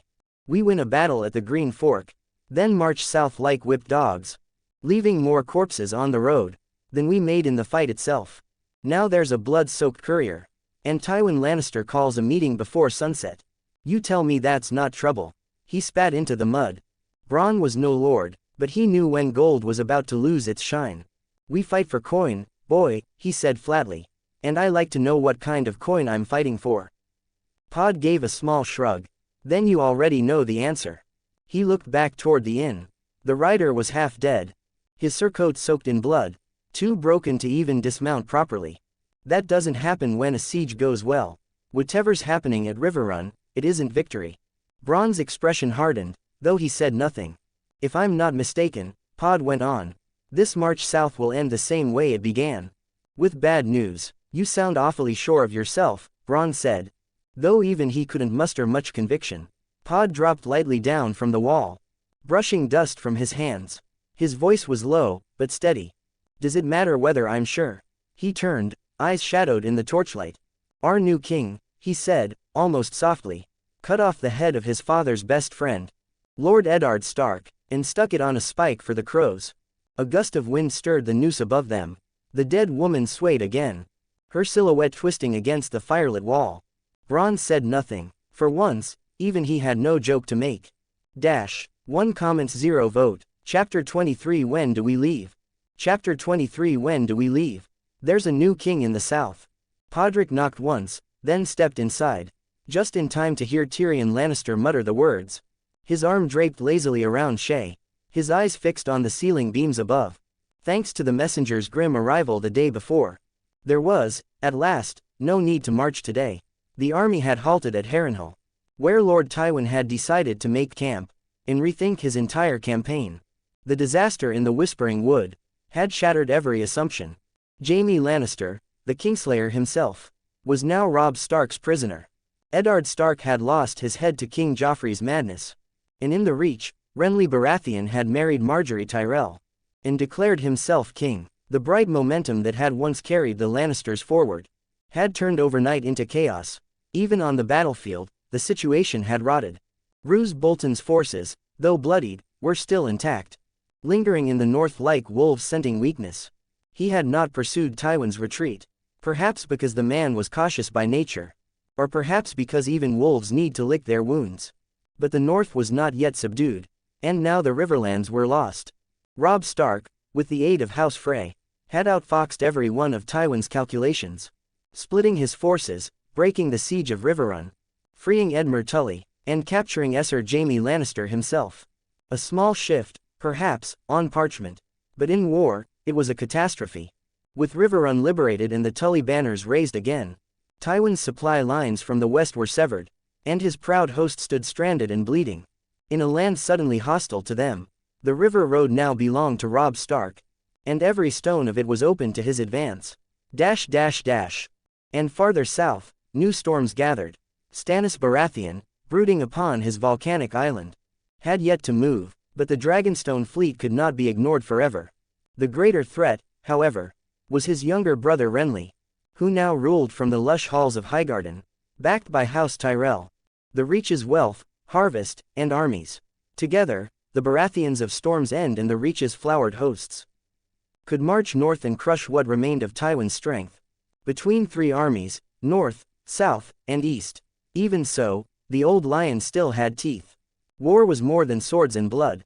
There were still the games of diplomacy, of alliances, and the sharper blades of politics. As the Maester said, the highest art of war is strategy. The next is diplomacy. The next is battle, and the lowest, siege. If victory could not be won on the field, then perhaps it could still be claimed at the council table. After all, the Lannisters still held more cards than most. But then Joffrey had ruined everything. With a single stroke of his sword, or rather, Esser Ilyn Payne's, he had beheaded Eddard Stark, and paraded the man's head on the walls of King's Landing. In that moment, every hope of peace, every bridge that Tywin might have crossed, was reduced to ash. Even Tywin's brilliance could not mend what his grandson's arrogance had burned. To say he was furious would be an understatement. But fury could not undo the deed. The die had been cast. The realm would bleed for it. Podrick placed the freshly laundered clothes, still warm from the fires that had dried them overnight, on a nearby chair, then turned toward the bed. Tyrion sat propped against the headboard, small, sharp-eyed, his face shadowed by thought and wine. Shay lay beside him, her black hair spilling across the sheets, listening with half a smile. This new king you mentioned, my lord, do you mean one of King Robert's brothers? Pod poured a cup of wine as he spoke, then handed it carefully to Tyrion Lannister. Before pulling up a stool and sitting down, his young face was calm, but his eyes gleamed with curiosity. And Tyrion, who was rarely one to deny an audience, especially one so earnest, sighed and took the cup. The blanket slipped from his chest as he sat up, revealing a tangle of bare skin and the dark curls of Shay. Sprawled beside him in the sheets, Pod didn't so much as glance in her direction. His eyes stayed fixed on Tyrion. The dwarf took a long swallow, then let out a weary breath. I meant farther south, he said. Robert Baratheon's youngest brother, Renly, has married Marjorie Tyrell of Highgarden and declared himself king. 2 weeks ago, he was crowned before half the Reach. And now, Tyrion added dryly, both her father and her brother have knelt and sworn fealty to him. Why? Pod asked. There was no judgment in his tone, no surprise, only quiet curiosity. Isn't King Joffrey the rightful heir to the Iron Throne? At that, Tyrion's mouth twisted. He looked as if he might explain, then thought better of it. You said it yourself, he muttered. That's the Iron Throne we're talking about. A chair for kings, not children. Between a boy with a crown and a man with an army. Who do you think they'll follow? Pod didn't answer. He simply looked at Tyrion, expressionless. That's unfortunate, he said at last. His voice calm, almost cold. Aye, Tyrion replied. And there's worse yet. He drained the cup in a single swallow and slammed it down against the bedside table. Joffrey had Lord Eddard Stark's head struck off, he spat. Then impaled it on a spike above the city gates. And not just his. Every Stark in King's Landing who wasn't quick enough to flee is decorating the walls, save only his betrothed and her little sister. His voice cracked, half with anger, half disbelief. And my brother Jaime, he added bitterly, has been captured in the Whispering Wood by his future queen's brother, Robb Stark. By all the gods, this bloody end must be my punishment in the Seven Hells. He buried his face in his hands. The words that followed were muffled, shapeless things. Shay stirred behind him, her dark hair spilling across his back. She leaned over and draped herself around him, one hand slipping beneath the blanket, the other gently stroking his head, as if soothing a wounded animal. To anyone else, it might have been an intimate scene. To Podrick Payne, it was simply strange. He looked away, expression unchanged. And after a moment of silence, spoke again. It sounds, he said slowly, as though the war may soon be over. Tyrion froze, lifting his head from his hands to stare at the boy. Pod met his gaze evenly, unblinking. Then, before Tyrion could speak, he rose from his stool. So, my lord, he said softly. When do we leave? Leave? Tyrion blinked. Where in the Seven Hells would we go? Pod smiled faintly. If I'm not mistaken, he said, you'll go where the real battle can still be won. To the place where problems are solved, not fought. The boy's tone was calm, almost knowing. Because, if you'll forgive me, my lord, this isn't a war swords can settle anymore. He turned toward the door, then added, without looking back. Besides, you told me last night to start packing, didn't you? To be continued.